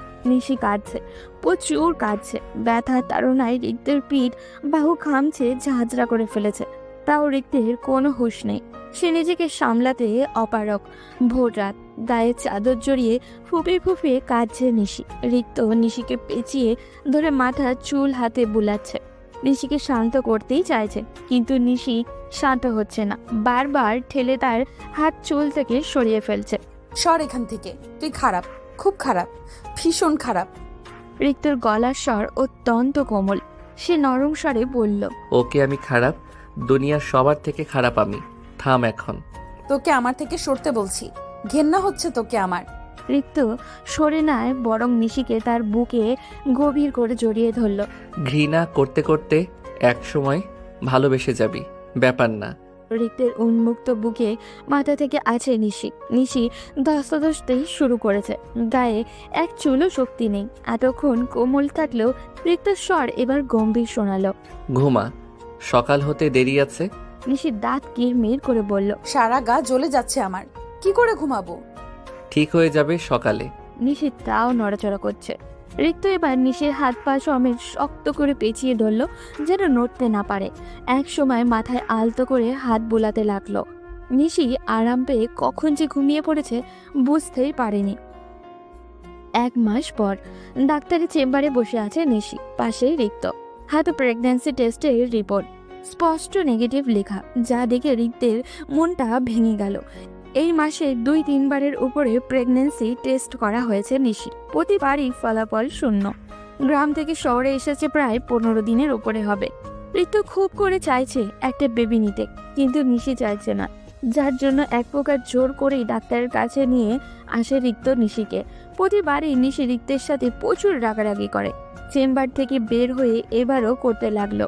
কি পেয়েছিস তুই আমাকে? 2 দিন পর পর ডক্টরের কাছে নিয়ে আসিস। আমি বলছি না আমার বাচ্চা চাই না। রিক্ত কথা বলছে না, চোখ মুখ গম্ভীর করে রিক্সায় এক পাশে বসে আছে। নিশি তার মতো রাগ দেখিয়েই যাচ্ছে। হঠাৎ রিক্ত নিশির দিকে তাকালো, নিশিকে স্তব্ধ করে দিয়ে বলল, তুই কি পিল খেতি? সাথে সাথে কথা বন্ধ হয়ে গেল নিশির। গলা অটোমেটিক শুকিয়ে গেল, কপালে বিন্দু বিন্দু ঘাম জমাট বেঁধেছে। ঘাবড়ানো সুরে বলল, কি বলছিস? পিল খেতে যাব কেন? রিক্তের চোখ লাল, কণ্ঠে স্পষ্ট ক্রোধ। সত্যি করে বল। নিশি শাড়ির আঁচল দিয়ে কপালের ঘাম মুছল, ভয় লুকিয়ে স্বাভাবিক কণ্ঠে বলল, পিল খাবো কেন? আমাকে কে পিল এনে দেবে? তুই তো বাইরেই যেতে দিস না। তোতলাচ্ছিস কেন তাহলে? নিশির এবার ভয় হতে লাগলো। মিথ্যা বললে নিশি সব সময় তোতলায়, আর সেটা রিক্তর সামনে, যার জন্য রিক্ত অনায়াসে নিশির মিথ্যাটা ধরে ফেলে। এবারও তার ব্যতিক্রম হলো না। আকাশ চুম্বি রাগ নিয়ে রিক্ত নিশির হাত চেপে ধরল। রিক্সা গন্তব্যস্থানে পৌঁছানোর আগ পর্যন্ত ধরেই রাখলো। বাড়ির সামনে আসতেই রিক্ত ভাড়া মিটিয়ে ঋষিকে টেনে হিচড়ে বাড়ির ভিতরে নিয়ে যেতে লাগলো। ঋষি তো ভয় কাঁপছে, কি হবে ভাবতেই আত্মা শুকিয়ে যাচ্ছে ওর। ড্রয়িং রুমে রিক্তের মা ছিল।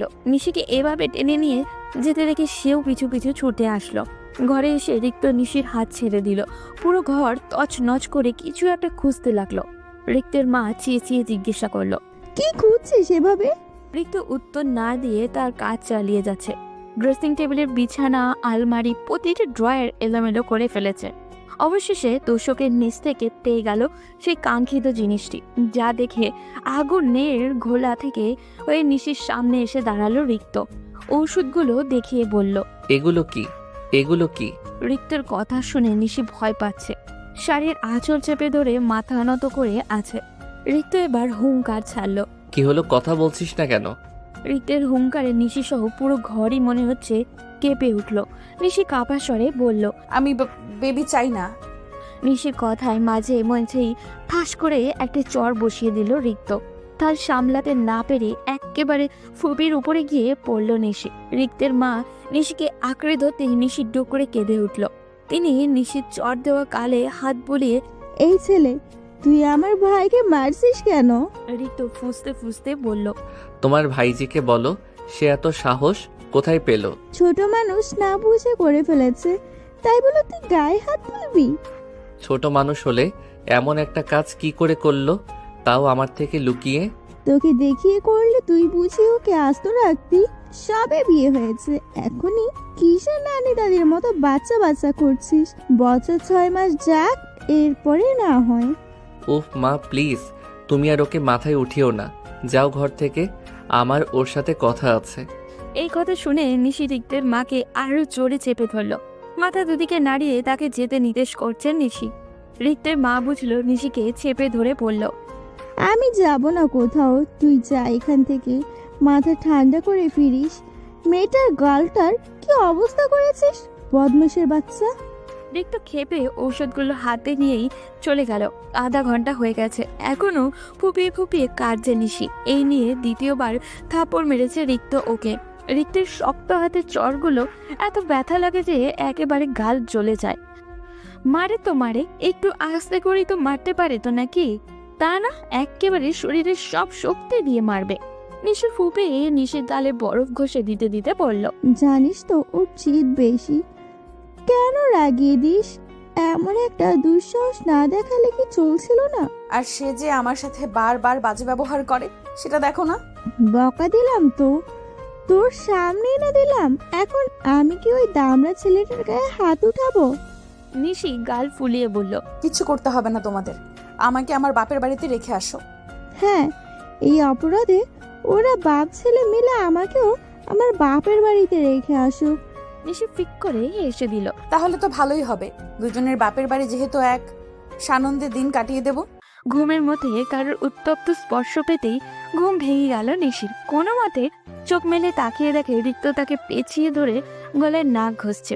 এতদিন রিক্তের সাথে থাকলেও ওর প্রতি রাগ এক বিন্দু কমেনি নিশির।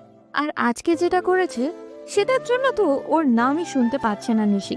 অন্ধকার রাত, ঘরের জানালা খোলা, থালার মতো চাঁদ উঠেছে আজকে আকাশে। সে চাঁদের আলো তাদের ঘরে জানলা ভেদ করে পুরো ঘর ছড়িয়ে পড়েছে। হালকা মৃদু বাতাসে ঘরের সাদা পর্দাগুলো উঠছে। রিক্ত রেগে বাড়ি থেকে বের হয়ে যাওয়ার পর সারাদিন আর বাড়িতে আসেনি। নিশিও ওর জন্য অপেক্ষায় থাকেনি, চুপচাপ কাজ সেরে ঘরে এসে শুয়ে পড়েছে। সব সময়ই রাত করে বাড়ি ফেরে রিক্ত, মাঝে মধ্যে একটু আগেও ফিরে। তখন আবার উঠে নিশিকেই ওর জন্য খাবার বেড়ে দিতে হয়। রিক্তের চুল টেনে দিতে হয়, মাথা টিপে দিতে হয়, শাওয়ার নিলে তোয়ালে পোশাক রেডি করেও দিতে হয়। আর যদি নিশি ঘুমিয়ে থাকে তাহলে নিজেই ফ্রেশ হয়ে এসে নিশির উপরে এসব অত্যাচার করে, তাকে ঘুম থেকে জাগাবে। নিশি ঘুমে ঢলে পড়লে গেলেও উঠে রিক্তকে খাবার দিতে হবে। বিয়ের 1 মাস ধরে এই অত্যাচার সহ্য করে আসছে নিশি। ওঠ, খাবার দে। রিক্ত এমন ভাবে বলল যেন নিশি ওর কয় জন্মের লক্ষ্মী বউ, তাদের মধ্যে সবকিছুই স্বাভাবিক। নিশিকে যে আজ 440 ভোল্টের একটা থাপ্পড় মেরে গেল সেটা যেন বেমার লোম ভুলে গেল রিক্ত। তবে সে ভুলে যাক, নিশি তো মনে রেখেছে, এটাই যথেষ্ট। যতদিন পর্যন্ত এই থাপ্পড়ের দাগ আর ব্যথা তার গালে থাকবে ততদিন পর্যন্ত নিশি মনে রাখবে। নিশিকে উঠতে না দেখে রিক্ত ধমক দিল। কি হলো, উঠছিস না কেন? নিশি অন্যদিকে মুখ করে শুয়েই আছে, কিছুই শোনেনি, এমন একটা ভাব নিয়ে চোখ বুজে আছে। রিক্ত আবারও বলল, দেখ নিশি, সারাদিন কিছু খাইনি, প্রচুর খিদে পেয়েছে, তেরামি রেখে খাবার দে। পারবো না, যার খাবার সে নিয়ে খাক গিয়ে। তুই উঠবি না? না, আমি ঘুমাবো। বের করছি তোর ঘুম। এতটুকু বলে রিক্ত নিশিকে বিছানা থেকে টেনে তুলে পাজা কোলা করে উঠিয়ে নিল। নিশি কোনো রিয়াকশন দেওয়ার আগে রিক্ত নিশিকে নিয়ে ডিরেক্ট ওয়াশরুমে যেতে লাগলো। নিশির সাথে কি হতে যাচ্ছে বুঝতে পেরে নিশি এক প্রকার চিল্লিয়ে উঠল। রিক্তের কোল থেকে নামার জন্য যুদ্ধ শুরু করলো। রিক্ত বাঁকা কণ্ঠে বলল, এখন ঘুম পাচ্ছে না? আমার সাথে শাওয়ার নিলে ঘুম কোথায় যাবে টেরও পাবি না। না, আমি এখন মরে গেলেও শাওয়ার নিব না, আমাকে নাম। কেন? তেরামি করার সময় মনে থাকে না? তুই এখন এই মুহূর্তে আমার সাথে শাওয়ার নিবি, আমিও দেখব তোর চোখে কত ঘুম। রিক্ত, রিক্ত প্লিজ। বলতে বলতে রিক্ত নিশিকে ওয়াশরুমে নিয়ে এসে পড়ল।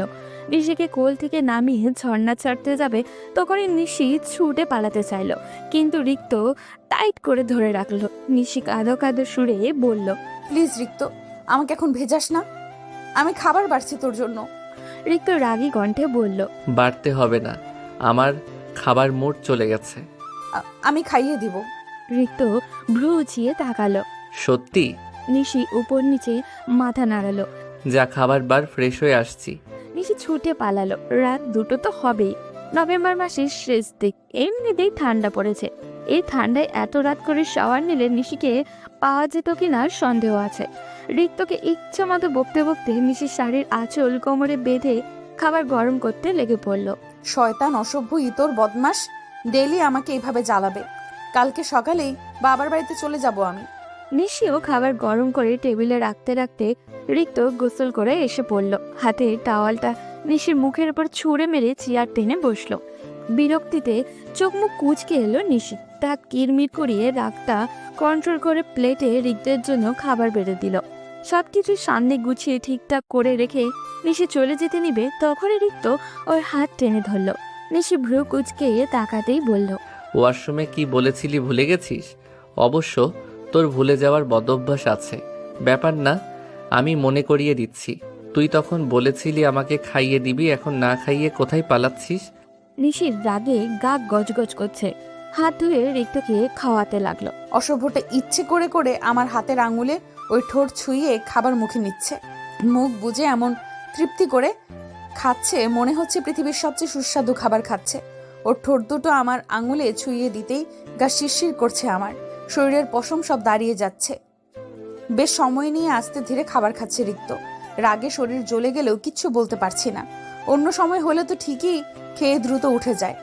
আজ আমার হাতে খাচ্ছে বলে ইচ্ছে করে এমন দেরি করছে। সব আমাকে বিরক্ত করার ধান্দা, জানি তো আমি। খাবার টাবার সব যেভাবে ছিল ওভাবেই গুছিয়ে রেখে আস্তে আস্তে অনেকটা সময় লেগে গেল নিশির। ঘরে এসে দেখে রিক্ত বিছানায় আজ শোয়া হয়ে ফোন টিপছে। নিশিকে এতটাই ঘাটিয়েছে যে এখন নিশির নিজেরই শাওয়ার নিতে ইচ্ছা করছে। নিশিকে দেখে রিক্ত এক পলক তাকালো, এরপর পুনরায় ফোনে মনোযোগ দিয়ে বলল, ফকিন্নি, একটু এদিকে আয় তো। এই মুহূর্তে রিক্তের এই ডাকটা শুনে নিশির শরীরটা যে কি পরিমাণ রিড়ি করছে তা বলে বোঝানো সম্ভব নয়। নিশি কটমট চোখে তাকিয়ে বলল, আমার নাম নিশি, জাস্ট নিশি। নিশির রাগ দেখে রিক্ত জোরে জোরে হাসতে লাগলো। হাসতে হাসতেই বলল, আচ্ছা ঠিক আছে, তোকে আর ওইসব নামে ডাকবো না। এখন এদিকে আয়, স্বামীর সেবা কর। পা দুটো বড্ড ম্যাজ ম্যাজ করছে, একটু টিপে দে তো। নিশি ভিতর দিয়ে রাগ কিলবিল করলেও মুখে প্রকাশ করলো না। সুন্দর একটা হাসি দিয়ে বলল, এক্ষুনি দিচ্ছি। রিক্ত চোখ বড় বড় করে তাকালো। নিশি এত সহজে রাজি হয়ে যাবে হয়তো রিক্ত বুঝতে পারেনি। নিশি মেকি হেসে রিক্তের কাছে গেল, পা দুটো সুন্দর করে বিছিয়ে যত সহকারে টিপতে লাগলো। নিশির দৃষ্টি রিক্তের পায়ের উপরে থাকলেও রিক্তের দৃষ্টি সম্পূর্ণ নিশির মুখের উপরে। কি যে দেখে এত, প্রায় 10 মিনিট ধরে নিশি রিক্তের পা টিপছে। এরই মাঝে একটা কথাও বলেনি, কিন্তু নিশি যেটার জন্য এত ভদ্র সাজলো সেটা না বলে কি করে, তাই ধীর স্বরে রিক্তকে ডাকলো। রিক্ত, শুনছিস? বল। আমি কালকে বাবার বাড়িতে যাব। আচ্ছা। নিশি ইনিয়ে বিনিয়ে বলতে লাগলো, এই যাওয়া আধা ঘন্টার মধ্যে এসে পড়ার যাওয়া না, আমি ওখানে গিয়ে বেশ কিছুদিন থাকতে চাই। রিক্ত ফট করে উঠে বসলো। নিশির সামনে থেকে পাগুলো সরিয়ে নিয়ে বলল, অসম্ভব। নিশি চেহারায় কাঁদো কাঁদো করে বলল, কেন? যাই না। রিক্ত চোখ রাঙিয়ে বলল, একদম ন্যাকামি করবি না। আমিও তো বলি, হঠাৎ এত সভ্য হয়ে গেলি কি করে? মনে মনে তাহলে এই ছক করছিলি? নিশির এবার চোখের পানি ছেড়ে দিয়ে বলল, তুই সবসময় এরকম করিস, আমি যাবই, তোর কি? আজকে থাপ্পড়টা ভুলে গেছিস? কানের নিচে এমন একটা দিব যে আধা ঘন্টার জন্য যাওয়াও ভুলে যাবি। নিশি এবার জোরে জোরে ফুপাতে লাগলো। চোখের পানি গাল বেয়ে পড়ছে আর হাতে উল্টো পিঠ দিয়ে মুছে ফেলেছে। রিক্তকে বড্ড বিরক্ত দেখালো। নিশিকে এক ধমক দিয়ে বলল, কান্না ছাড়া আর কিছু বুঝিস তুই? অনেক রাত হয়েছে, লাইট অফ করে আয়, ঘুমাবো। নিশি কিছু করতে না দেখে রিক্ত নিজেই উঠে লাইট বন্ধ করে ড্রিম লাইট চালিয়ে এলো। বালিশে শুয়ে নিশিকেও হাঁচকা টানে তার বুকে নিয়ে ফেলল। এক হাতে মাথায় হাত বোলাতে বোলাতে অপর হাতে নিশির চোখের পানি মুছে দিয়ে বলল। ঘুমা। রিক্তের সফট ব্যবহারে নিশি এবার শব্দ করেই কাঁদতে লাগলো। অভিমানী সুরে বলল, তুই সবসময় আমাকে মারার হুমকি দিস, বকিস, ধমক দিস। তোর থাপ্পড় খেয়ে এখনো আমার গলা ব্যথা করছে। রিক্ত নিশির সেই গালে গভীর করে চুমু বসালো। অন্যায় করেছিস তাই শাস্তি পেয়েছিস। তোকে তো আরো কিছু করা উচিত ছিল, কিন্তু মার জন্য বেঁচে গেলি। তবে তোর রাগটা আমি অন্য কারোর উপর ঝেড়ে ফেলেছি। নিশির চোখ ছোট ছোট করে তাকালো। মানে কাকে কি করেছিস তুই? তোর এক্স নিলয়ের সাথে দেখা হয়েছিল আজকে। এমনিতেই মাথা গরম ছিল, এই বেটা এসে আবার উল্টাপাল্টা কথা বলে আরো মাথা গরম করে দিল, তাই একটু উত্তম মাধ্যম দিয়েছি। কি? ও ঠিক আছে তো? হ্যাঁ, সবই ঠিক আছে, শুধু সামনের পাটি থেকে দুটো দাঁত পড়ে গেছে। নিশির আশ্চর্য হওয়ার সীমানা রইল না। আর কত আশ্চর্য হবে সে।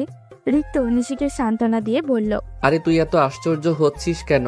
ওর বাপের টাকা আছে, বিদেশ থেকে দাঁত এনে লাগিয়ে ফেলবে, ডোন্ট ওয়ারি। তুই আসলে কি দিয়ে তৈরি বলতো? বেচারার এমন বাজে অবস্থা করে বাড়িতে এসে বউকে বুকে নিয়ে শুয়ে আছিস। তাহলে কি ওকে কোলে করে নিয়ে আদর করব? ওই বাস্টার্ডের সাহস হয় কি করে তোকে নিয়ে বাজে কথা বলার? শুধু তো দাঁত ভেঙেছি, রাকিবরা না থাকলে পুরো ওকেই ভেঙে গুড়িয়ে দিতাম। নিশি একের পর এক শুকনো ঢোক গিলতে লাগলো। কি সাংঘাতিক ব্যাপার স্যাপার। পরদিন সকাল সকাল নিলয়ের বাবা মা নিলয়কে নিয়ে রিক্তদের ফ্ল্যাটে এসে হাজির। নিশি তার ফুপির সাথে রান্নাঘরে সকালের নাস্তা রেডি করছিল।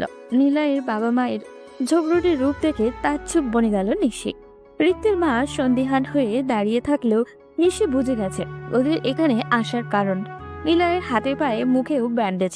নিলয়ের মা এসে চেঁচামেচি শুরু করলেও, কোথায় কোথায় এই বাড়ির বদমাস ছেলেটা কোথায়? নিলয়ের মায়ের চিৎকার শুনে রিক্তের মা দ্রুত রান্নাঘর থেকে বের হলো।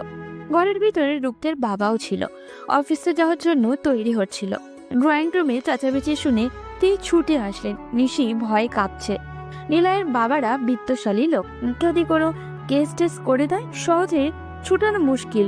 রিক্তের বাবাকে দেখে নিলয়ের মায়ের পাশাপাশি এবার নিলয়ের বাবাও চেঁচামেচি শুরু করলো। এই যে বেন সাহেব, আপনার ছেলের সমস্যা কি? আমার ভদ্র ছেলেটা কিভাবে মারতে মারতে আত্মহত্যা করে ফেলেছে কেন? রাস্তাঘাটে কি ছেলেকে মারামারি করতে পাঠান? রিক্তের বাবা নিলয়কে দেখে বিস্মিত কণ্ঠে বললেন, ওকে এভাবে রিক্ত মেরেছে? এবার নিলয়ের মা চেঁচিয়ে উঠল, নয় তো কি, আমার ভোলা ভালা সহজ সরল ছেলেটা রাস্তায় একা পেয়ে যেভাবে পেরেছে সেভাবে মেরেছে। মারতে মারতে দুটো দাঁত ফেলে দিয়েছে। ওই ছেলে, ওই তুই মানুষ না জানোয়ার? রিক্তাকে জানোয়ার বলার রিক্তের মা ফুঁসে উঠল।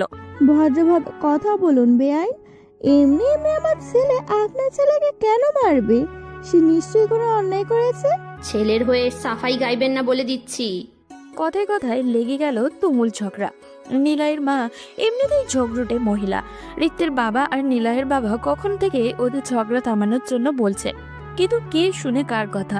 নিশি এক কোণে কাচুমাচু হয়ে দাঁড়িয়ে আছে। নিশির পাশেই জয়। সে নিলয়ের মাকে এভাবে রিক্তের মায়ের সাথে লাগতে দেখে বারবার প্রতিবাদ করতে চাইছে। নিশিও হাত ধরে আটকে রেখেছে। রুমে বেঘরে ঘুমাচ্ছিল রিক্ত। বাইরে থেকে এত শোরগোল শুনে সেও ঘুম থেকে ভেঙে উঠে আসলো। গভীর স্বরে বলল, কি হয়েছে? এত চেঁচামেচি কেন বাড়িতে? রিক্তকে দেখে নিলয়ের মা তেলে বেগুনে জ্বলে উঠল। রিক্তের মাকে দেখে ভদ্র মহিলা এখন রিক্তর দিকে তেড়ে গেছে। এই ছেলে, আমার ছেলেকে এভাবে মেরেছিস কেন? আপনার ছেলে যে খুব সাধু, এই জন্য। হ্যাঁ সাধুই তো। তোকে কি করেছে হ্যাঁ আমার ছেলে? তুই কেন মেরে আমার ছেলের দুটো দাঁত ফেলে দিবি? সে আমার ওয়াইফকে নিয়ে বাজে কথা বলেছে। ও তাহলে সবকিছু এই কালনাগিনীর জন্য? এই কালনাগিনীর জন্য আগেও আমার ছেলে মার খেয়েছে। ওকে তো আমি। নিলয়ের মা এতটুকু বলে নিচের দিকে তেড়ে আসতে নিলে রিক্ত ঘর কাঁপিয়ে হুঙ্কার ছাড়ল, খবরদার, ওর দিকে এক পা এগিয়েছেন তো আপনার পা আর পায়ের জায়গায় থাকবে না। রিক্তের হুঙ্কার শুনে নিলয়ের মায়ের সাথে নিলয়ের বাবারও কেঁপে উঠল। বাড়ির মেন দরজায় এতক্ষণে আশেপাশে ফ্ল্যাটের মানুষজন ভিড় জমে গেছে। নিলয়ের বাবাও রিক্তের বাবাকে এটা সেটা বলে কথা শোনাচ্ছে। ওরা নাকি কাল রাতেই পুলিশ কেস করত, কেবল আত্মীয় বলে ছেড়ে দিয়েছে। রিক্তের বাবাকে এত হুমকি ধমকি দিয়ে কথা বলছে যে রিক্ত আরো রেগে গেল। নিলয়ের বাবাকে কিছু বলতে যাবে কিন্তু নিজের বাবার জন্য পারল না। ঘটনাটা বেশি বাড়াবাড়ি পর্যায়ে চলে যাচ্ছে বিধায় রিক্ত নিলয়ের দিকে চোখ লাল করে তাকালো। হুঁশিয়ারি কণ্ঠে বলল, তুই যদি এই মুহূর্তে তোর বাবা মাকে নিয়ে এখান থেকে না যাস, আই সোয়ার আমি তোর সব লিংক ভাইরাল করে দিব। নীলাকে দেখা গেল প্রচুর ভয় পেতে। এইসব অটোমেটিক ঘামতে শুরু করলো। এক প্রকার হাতে পায়ে ধরে সে তার বাবা মাকে এখান থেকে নিয়ে চলে গেল। নিলয়ের বাবা মা চলে যেতেই রিক্তের বাবা গিয়ে ঘরের মেন দরজা বন্ধ করে দিল। প্রচন্ড ক্ষেপে রিক্তর দিকে তেড়ে এসে জিজ্ঞাসা করলো, তুই কি আমাদের বাড়িঘরে থাকতে দিবি না? তোর জন্য কি রাস্তাঘাটে বেরও হতে পারবো না? ওই ছেলেকে এমনভাবে মেরেছিস কেন? ছোট আছিস এখনো যে তোর জন্য বাড়িতে নালিশ আসে? রিক্ত কোনো কথা বলছে না। রিক্তের বাবা বেশ কিছুক্ষণ রিক্তের উপরে চেঁচামেচি করে বাড়ি থেকে বের হয়ে গেলেন। নিজের বাবার মুখের উপরে রিক্তকে একটা কথাও বলতে দেখা গেল না। সে চুপচাপ বাবা যা বলেছে শুনে গেছে। রিক্তের বাবা চলে যেতেই রিক্তের মা বকাবকি শুরু করলো, কিন্তু রিক্ত তার মায়ের কথা কানে না তুলে ঘরে গিয়ে ঠাস করে দরজা লাগিয়ে দিল। এবার রিক্তের মাও রেগে মেগে অন্য ঘরে গিয়ে দরজা বন্ধ করে বসে আছে। নিশি আর জয় দর্শকের মতো শুধু ওদের কাহিনী দেখে গেল। সকালের নাস্তাটা আর করাই হলো না ওদের। বেশ কিছুদিন চলে গেল। ওই দিনের পর আশেপাশের মানুষের সাথে দেখা হওয়ার যেন দায় হয়ে গেছে নিশি শপিং এ বের হয়েছিল আজকে তার ফুপির সাথে। ফেরার পথে কিছু মানুষ নিশির দিকে এমন ভাবে তাকাচ্ছিল মনে হচ্ছিল নিশি কোনো মঙ্গল গ্রহের প্রাণী। কয়েকজন মহিলা তো রিক্তের মাকে উদ্দেশ্য করে বলেই ফেললো, কি গো, এমন মেয়েকে কেন ছেলের বউ করেছো? এমনিতেই ছেলের থেকে শুনলাম মেয়ের বয়স বেশি, নাকি ভাইয়ের মেয়ে বলে নিজের ছেলের সাথে বিয়ে দিয়ে দোষ ঢাকতে চাইছো? কেউ কেউ তো আবার ওই দিনে নিলয়ের বাড়িতে আসা নিয়েও কথা তুলছে। রিক্তের মা শুধু কোনো মতে কথাগুলো এড়িয়ে নিশির হাত ধরে টেনে নিয়ে বাড়িতে এসেছে। কিন্তু যতই এড়িয়ে চলে আসুক না কেন, কথাগুলো নিশির মনে বেশ দাগ কেটেছে। বাড়িতে এসে আড়ালে মুখ লুকিয়ে প্রচুর কেঁদেছে। মানুষের কথার আঘাত বড্ড তিক্ত, সহ্য করার মতনই না। প্রায়ই এইসব মানুষের নানান ধরনের কথা শুনতে হয় নিশিকে। বাবা চাচাদের নাম ডাক থাকলেও মেয়ে বলে কেউ কথা শোনাতে পিছু হয় না।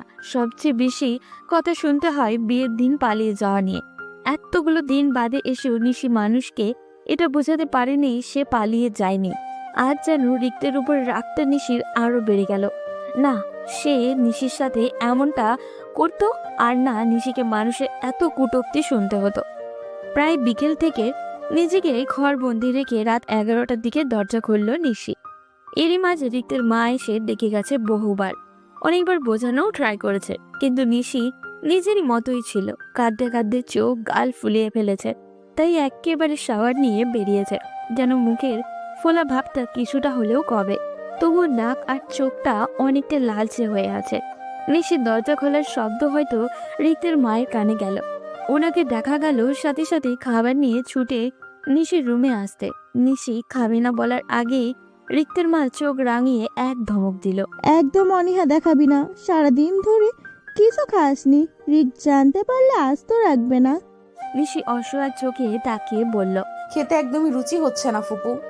রিক্তের মা নিশির মাথায় হাত বুলিয়ে বলল, আমি খাইয়ে দিচ্ছি মা, এইসব মানুষের কথা কানেও তুলতে নেই।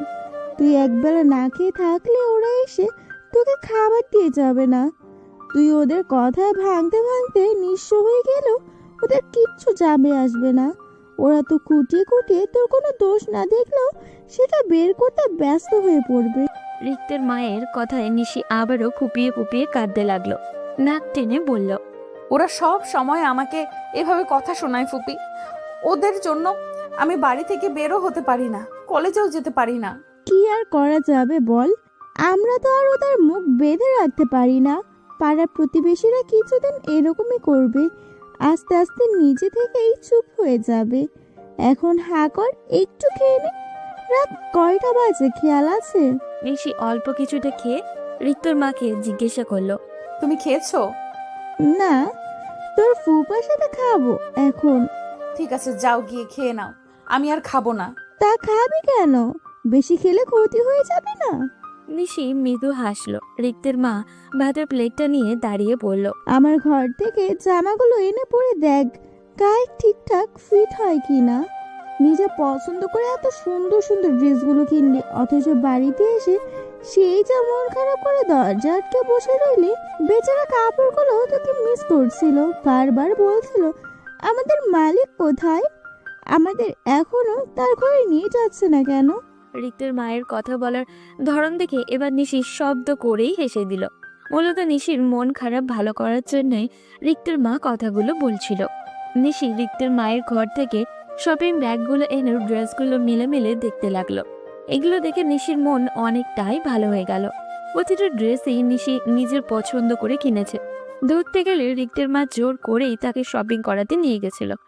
মূলত টুকিটাকি সংসারের কিছু জিনিস আর তাদের শাশুড়ি বৌমার জন্য কিছু শপিং করতেই গেছিল আজকে। বেশিরভাগ ড্রেসই নিশির জন্য কেনা। প্রায় নিশিকে বাসায় শাড়ি পরতে হয়, তাই রিক্তের মায়ের পছন্দে বেশ কয়েকটা শাড়িও কিনা হয়েছে আজকে। এর মধ্যে একটা শাড়ি নিশির অত্যাধিক পছন্দ হয়েছে, হালকা গোলাপি রঙের মসৃণ শাড়িটি।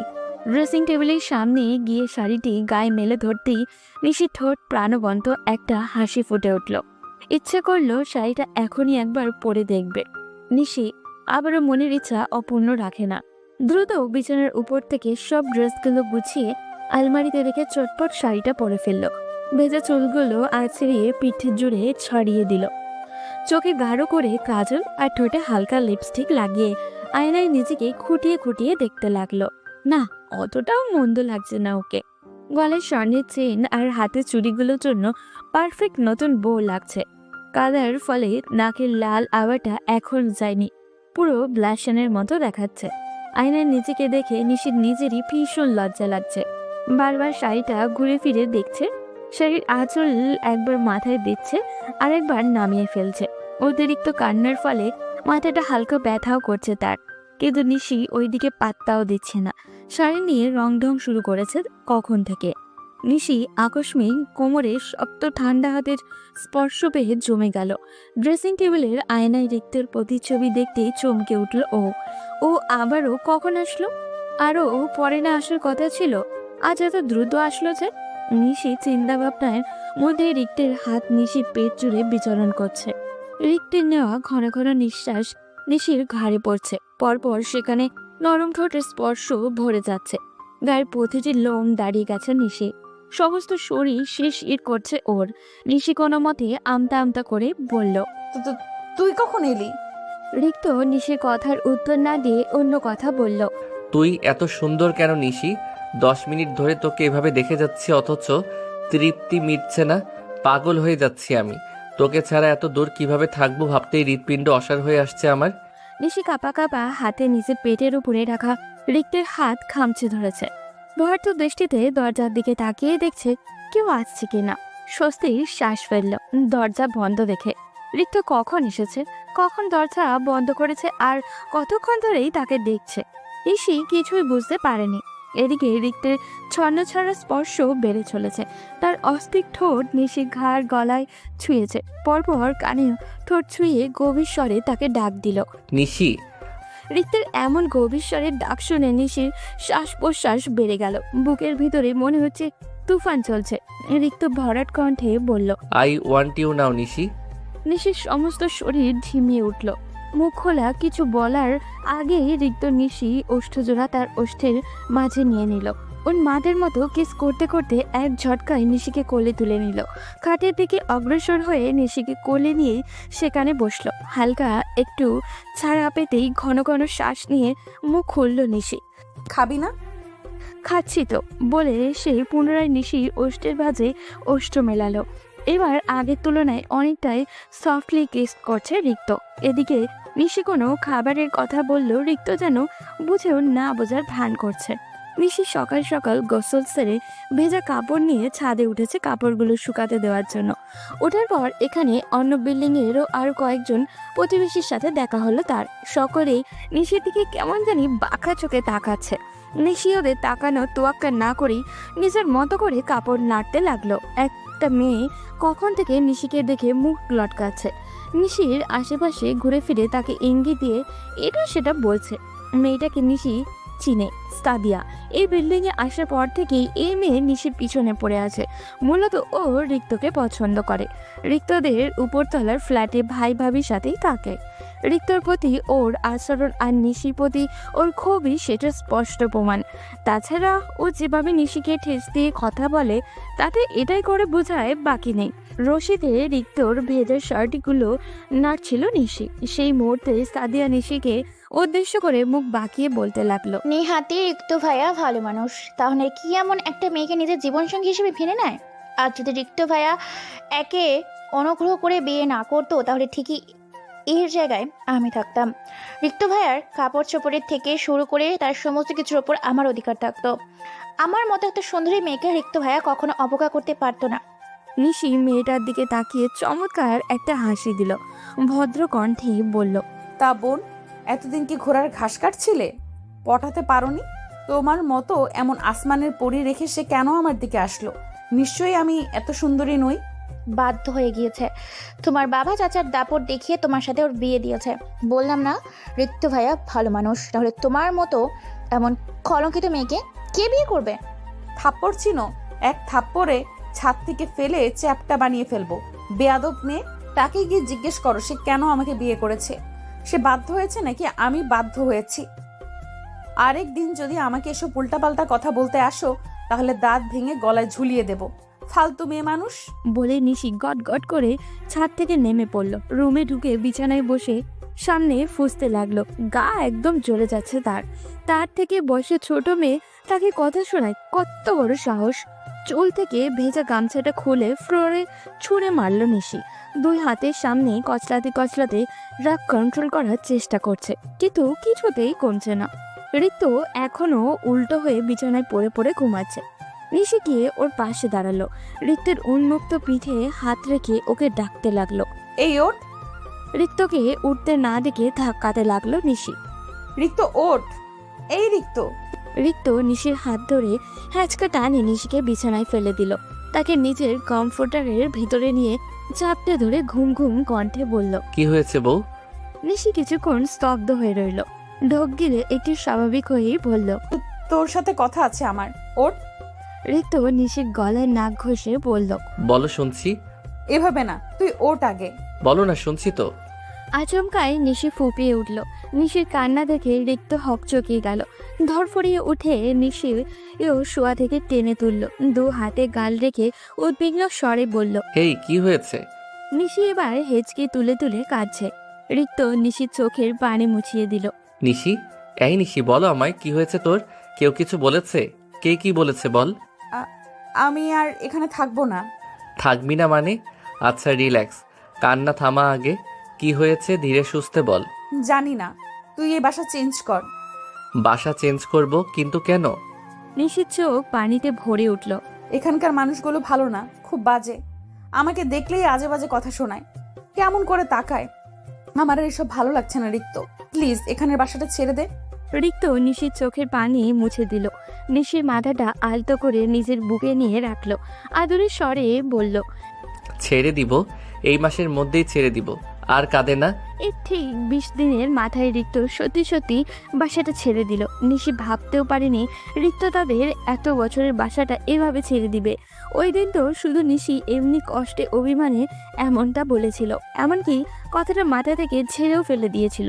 কিন্তু রিক্ত নিশির কথাটা এভাবে মাথা থেকে গেঁথে রেখেছিল যে এই বিল্ডিংয়ের মালিক পর্যন্ত এসে বারবার রিকোয়েস্ট করার পরও রিক্ত বাসাটা ছেড়ে দিয়েছে। 1.5 মাস পর আজ আবারও ডাক্তারের চেম্বারে বসে আছে নিশি। তার পাশে রিক্তর চোখে মুখে এক অন্যরকম উৎফুল্লতা। নিশি অবাক হয়ে আজকে রিক্তকে দেখছে। এর আগে নিশি কখনো রিক্তকে এতটা আনন্দিত হতে দেখেনি, আর না দেখেছে এভাবে খুশিতে চোখ দিয়ে অশ্রু ফেলতে।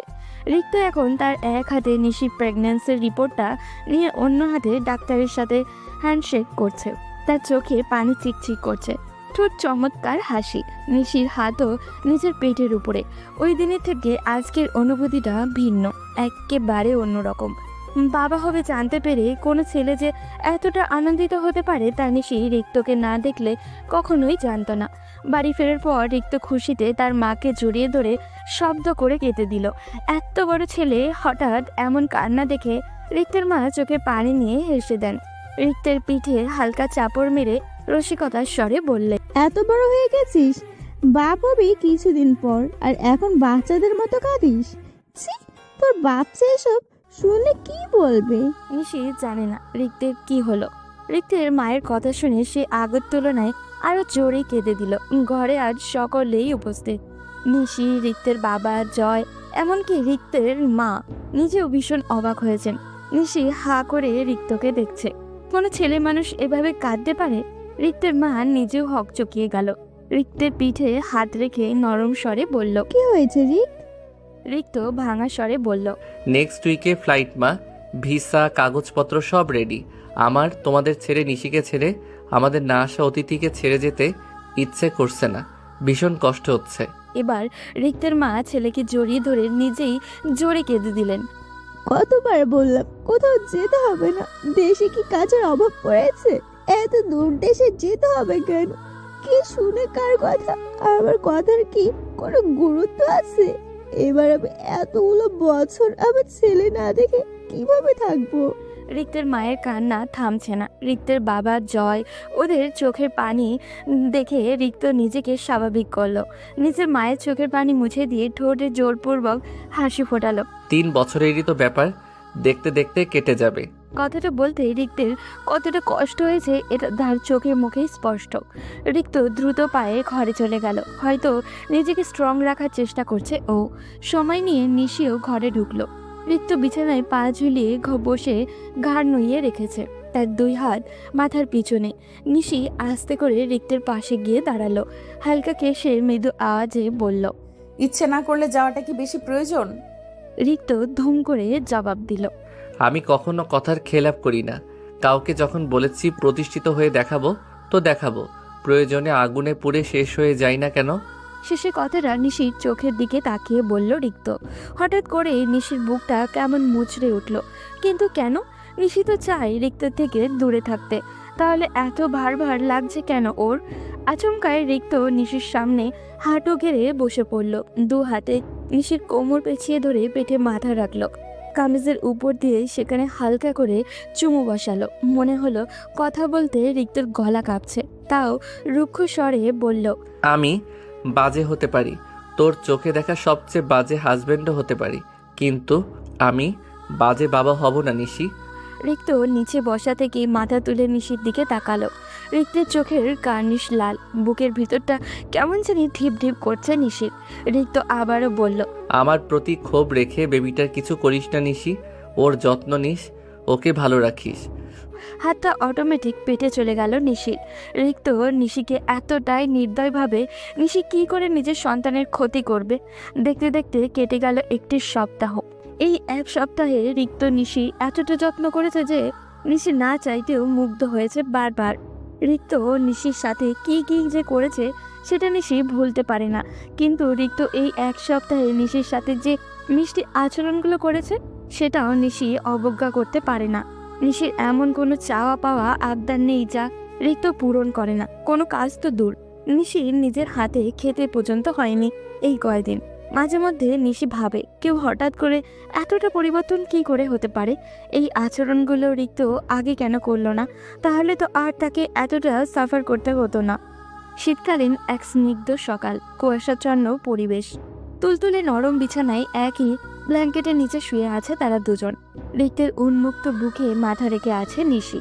গতকাল রাতটা নিশি এত মধুর কেটেছে যে বছরের পর বছর চলে গেলেও এই মুহূর্তগুলোর কথা ভুলবে না সে। হয়তো না ভোলার জন্যই রিক্ত তাকে এই সারপ্রাইজটা দিল। 2 দিন আগে এক অপরূপ সৌন্দর্য ঘেরা জায়গায় নিয়ে এসেছে রিক্ত নিশিকে।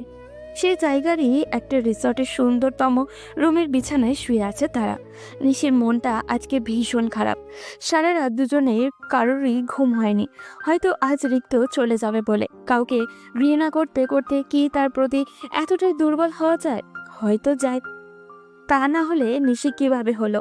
নিদ্রাহীন রাতের জন্য দুজনেরই চোখ লালচে হয়ে আছে, কিন্তু নিশির চোখের চেয়েও রিক্ত চোখ বেশি লালচে দেখাচ্ছে। নিশি তো কেবল 2 রাত ঘুমায়নি, কিন্তু রিক্ত এই 1 সপ্তাহের একটি রাতও ঠিকভাবে ঘুমায়নি। রোজ সকালে উঠে নিশি দেখে রিক্ত তার দিকে কেমন নেশাভরা চাহনিতে তাকিয়ে আছে।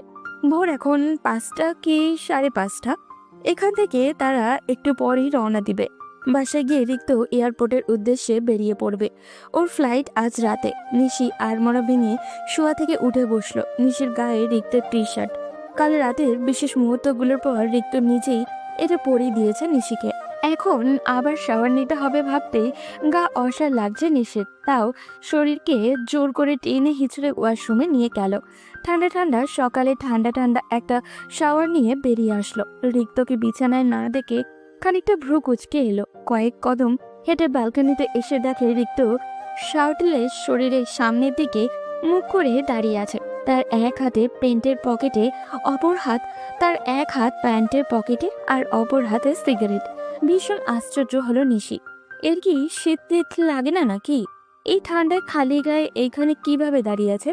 সিগারেট খেতে দেখে এইবার মেজাজটাই খারাপ হয়ে গেল নিশি। রেগে মেগে ওর পিছনে দাঁড়িয়ে এক ঝটকায় সিগারেটটা নিজের হাতে নিয়ে নিল।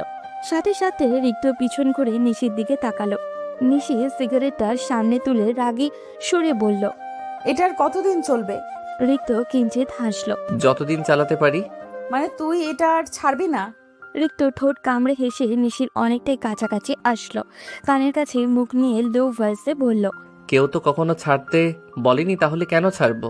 আশ্চর্য, কারো বললে কেন তোর ছাড়তে হবে? এটা স্বাস্থ্যের জন্য ঠিক না, তুই জানিস না?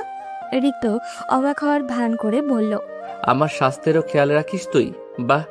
নিশি বোকা বনে গেল। রিক্ত মিটমিটিয়ে হাসছে। নিশির রাগ উঠে গেল।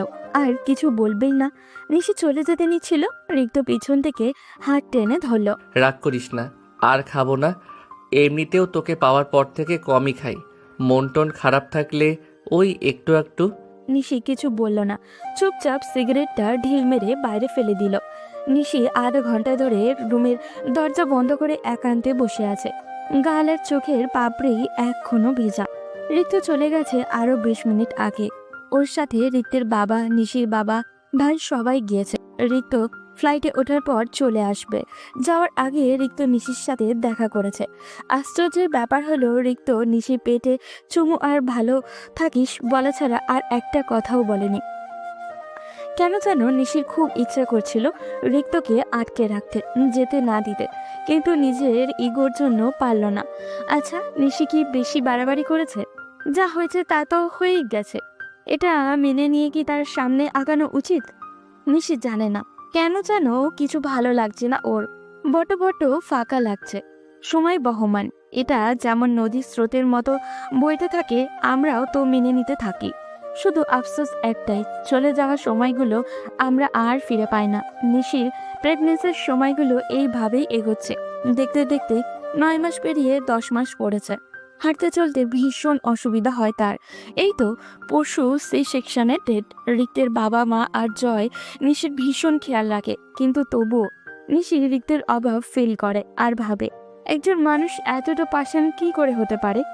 দেশের বাইরে যাওয়ার পর রিক্ত নিশির সাথে একেবারের জন্যও কথা বলেনি।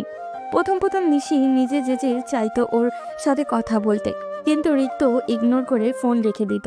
নানা অজুহাত দিত, ব্যস্ততা দেখাতো। এমন না যে সে খুব বিপদে আছে, কাজের চাপ বেশি বা সময় করতে পারছে না। ও দিব্যি নিজের বাবা মা আর জয়ের সাথে ফোন দিয়ে কথা বলছে। রোজ ভিডিও কলও দিচ্ছে, সবার খোঁজ খবরও নিচ্ছে। এমনকি নিশির খোঁজও প্রতিদিন ওদের কাছ থেকেই নিচ্ছে। ফেসবুক, ইনস্টাতে রোজ নতুন নতুন ছবি আপলোড দিচ্ছে। এইসব দেখে অভিমানের নিশিও এখন আর কথা বলতে চায় না। মাথা ব্যথার মলম নিতে নিশি তার ফুপির ঘরে এসেছিল। আজ সকাল থেকেই বড্ড মাথা ধরেছে ওর। ব্যথায় চোখ একদমই ফুলে গেছে, কিছুতেই কমছে না। কিন্তু এসে মনে হচ্ছে ভুল করে ফেলেছে। মা ছেলে মিলে কি সুন্দর হেসে হেসে ভিডিও কলে কথা বলছে। নিশিকে দেখে রিক্তের মা ডাক দিল, আরে নিশি আয়, দেখ রিক কি বলছে। নিশি তার মতো করেই বলল, মাথা ব্যথার মলমটা কোথায় রেখেছো? একটু দাও তো। সে কি, মাথা ধরেছে নাকি? কখন? আমাকে আগে বলিসনি কেন? চোখ মুখ তো কেমন ফুলে দেখাচ্ছে। তেমন কিছু না, মলম দিলেই কমে যাবে। কোথায় রেখেছো বলো, আমি নিয়ে নিচ্ছি। ড্রেসিং টেবিলের দ্বিতীয় ড্রয়ারে। তুই বস, আমি দিচ্ছি। নিশি বুঝতে পারলো রিক্ত চুপচাপ তাদের কথাগুলো শুনছে। লাগবে না বলে নিশি নিজেই ড্রয়ার খুলে মলম নিয়ে চলে গেল। যাওয়ার পথে শুনেছে রিক্ত ওর মাকে বলছে, তেরামি ওর রন্ধ্রের রন্ধ্রের মেশামা, চোখ ফুলে আছে মানে কান্না করে ব্যথা উঠিয়েছে, গিয়ে জিজ্ঞেস করো কেন কান্না করেছে। পুরোটা কথায় নিশির কানে আসলো। নিশি তেতে উঠে বলল, ফুপি, তোমার ছেলেকে বলে দাও আমাকে নিয়ে চিন্তা না করলেও চলবে, আমি নিজেই নিজের খেয়াল রাখতে পারি। মা, তোমার ভাইজিকে বলে দাও আমি ওর খেয়াল রাখছি না, নিজের বাচ্চার খেয়াল রাখছি। ওর কিছু হলে সেটার ইফেক্ট আমার বেবির উপর পড়বে, যেটা আমি মেনে নিব না। রিক্তের মা রেগে মেগে বলল, আমি এত কিছু বলতে পারবো না। যার যার কথা শেষে গিয়ে বল। হাজার হাজার মাইল দূরে থেকেও তোদের ঝগড়া শেষ হয় না। নিশি মুখ ফুলিয়ে ফুপির ঘর থেকে বেরিয়ে আসলো। খুব আসছে বাচ্চার খেয়াল নিতে। যে ছোট্ট একটা কল দিতে কথা বলতে পারে না, তার কাছে নিশি কিছুই আশা করে না। আজ সকালেই ফুটফুটে একটা মেয়ে বেবি হয়েছে নিশির। চোখগুলো দেখতে একদম রিক্তের মতো। সে সেকশনের পর প্রথম ভিডিও কলে কথা বলেছে রিক্ত নিশির সাথে। ওই দিন নিশি স্পষ্ট রিক্তের চোখে পানি দেখেছে। মিষ্টি মিষ্টি কথা বলে নিশির এতদিনের অভিমানটা যেন নিমিষে দূর করে দিয়েছিল রিক্ত। কিন্তু এটা কেবল তার মেয়ে সারা হওয়ার দিন পর্যন্তই ছিল।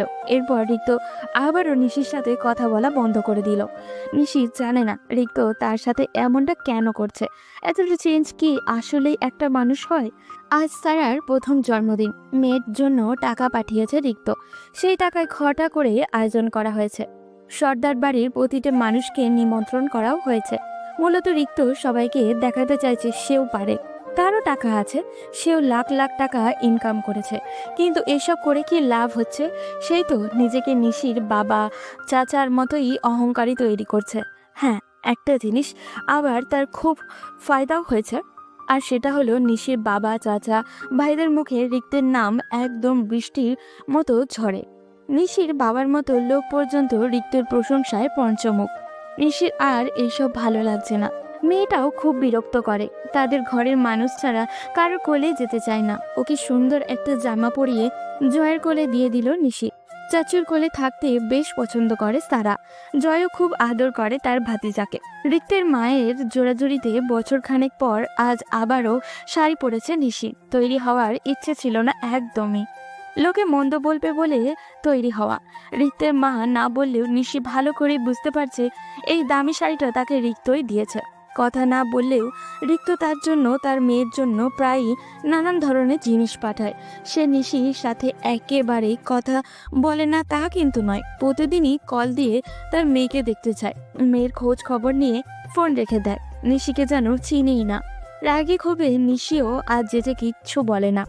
অনুষ্ঠান শেষে ক্লান্ত হয়ে মেয়েকে নিয়ে ঘরে এসেছে নিশি। পুরোটা অনুষ্ঠানে 1 মিনিটের জন্য কোল থেকে নামাতে পারেনি সারাকে।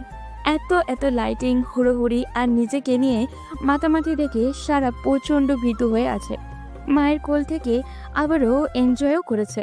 ওর দাদা আর নানাতো নাতনি বলতে পাগল। একটু চোখ কড়া করে তাকালেই ওরা এসে নিশিকে ঝাড়তে শুরু করে। কলের আওয়াজে ফোন হাতে নিল নিশি। রিক্ত হোয়াটসঅ্যাপে ভিডিও কল দিয়েছে। পুরোটা অনুষ্ঠানে জয় রিক্তকে ভিডিও কল করেই পাঠিয়েছে। ভিডিওতে মেয়ের কান্না দেখে ফোনের ওপর থেকেই নিশিকে ধমকে রাখেনি। তার মেয়ে কাঁদবে কেন? এতগুলো মানুষ থেকে কি করে? সামান্য একটা বাচ্চাকে সামলাতে পারে না? কথাগুলো শুনে মাঝে মাঝে নিশির এমন রাগ ওঠে যা বলার মতো নয়।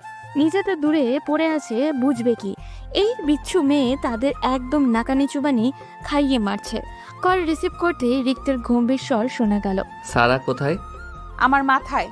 এক চোর দিব, কথা ঠিকভাবে বলতে পারিস না? নিশি কিছু না বলে ক্যামেরা ঘুরিয়ে সারাকে দেখাতে লাগলো। আজ ওর বার্থডেতে প্রচুর খেলনা উঠেছে। ওখান থেকেই কিছু খেলনা দিয়ে ওকে বিছানার মাঝে বসিয়ে রেখেছে নিশি। রিক্ত বেশ কিছুক্ষণ মিষ্টি সুরে তার মেয়ের সাথে কথা বলল। মেয়েটাও চোখ গোল গোল করে তার বাবার সাথেও করলো। আদো আদো বুলিতে বাবা মা দুজনকে ডাকতে পারে তারা। মেয়ের মুখের বুলি শুনে ঠোঁট এলিয়ে হাসলো রিক্ত। নিশিকে উদ্দেশ্য করে বলল, ওর গা থেকে এই বস্তা খোল, শ্বাস নিতে পারছে না মেয়েটা। মুখ ভেঙচে দিয়ে মেয়ের গা থেকে ভারী জামাটা খুলে ফেললো নিশি। নিজে পাঠিয়ে নিজেই এখন বস্তা বলছে। বজ্জাত লোক কোথাকারে। দিনগুলো আস্তে আস্তে এভাবেই কেটে যেতে লাগলো নিশির। দেখতে দেখতে কেটে গেল 4টি বছর। এই 4 বছরে পরিবর্তন হয়ে গেছে সবকিছু। আরও 3 বছর আগে শহরের জায়গা কিনেছে রিক্ত।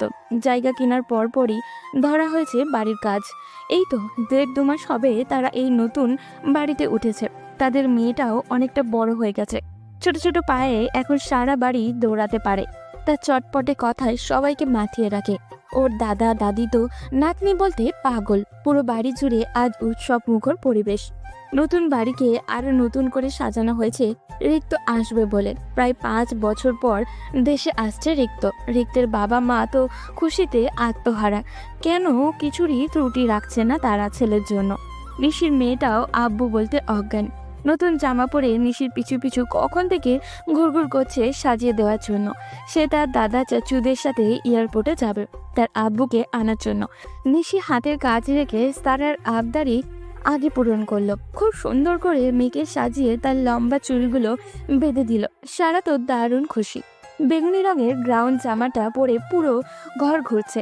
একটু পরপর এসে বলছে, আম্মু, আমাকে প্রিন্সেসের মতো লাগছে, তাই না? হুম। হ্যাঁ মা, আমাদের প্রিন্সেস সারামণি। সারা মিষ্টি করে হাসলো। আম্মু, তুমিও চলো না আমাদের সাথে আব্বুকে আনতে। মাত্র 5 বছর বয়সে নিশির মেয়ে সুন্দর করে গুছিয়ে কথা বলতে জানে। পুরো বাপের মতো ট্যালেন্টেড হয়েছে। নিশি মানা করে দিয়েছে, ঘর গুছাতে লাগলো। সারা নাচতে নাচতে চলে গেল তার দাদুর ঘরে। এতগুলো বছর বাদে আজ মনের ভিতর কেমন অন্যরকম অনুভূতি হচ্ছে নিশির। বুকটা কেমন জানি ঠিপ ঠিপ করছে, হার্টবিট দ্রুত গতিতে চলছে। কোনোভাবেই এই ভয়, উত্তেজনা, ভালো লাগার সংমিশ্রণের অনুভূতিটা লুকাতে পারছে না। নিশি এখন বলতে দ্বিধা করবে না এই কয়েকটা বছরে সে রিক্তকে মিস করেনি। বলতে গেলে প্রয়োজনের অধিক তাকে নিশি মিস করেছে। এতটাই মিস করেছে যে আধা রাতে তার ছবি বুকে জড়িয়ে অসংখ্য চোখের জল ফেলেছে। নিশি মন থেকে কখনো চায়নি রিক্ত তাদের রেখে এত দূরে চলে যাক। নিশি চেয়েছিল রিক্ত তার সাথে স্বাভাবিক আচরণ করুক, তাকে বুঝুক। কিন্তু রিক্ত হয়তো কোনোদিনই তাকে বুঝেইনি। যদি বুঝতো তাহলে অবশ্যই এটা বোধগম্য হতো যে নিশি কখনো টাকা চায়নি, সুখ চেয়েছে। তবে যা হওয়ার তো হয়েই গেছে।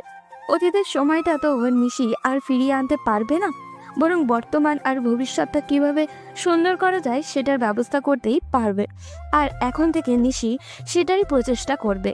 নিশি রিক্তের পছন্দের সমস্ত খাবার খুব যত্ন সহকারে রান্না করেছে আজকে। পুরো ঘর নিজের হাতে সাজিয়েছে। ব্যালকনিতে রিক্তের পছন্দের অনেকগুলো ফুলের চারাও লাগিয়েছে।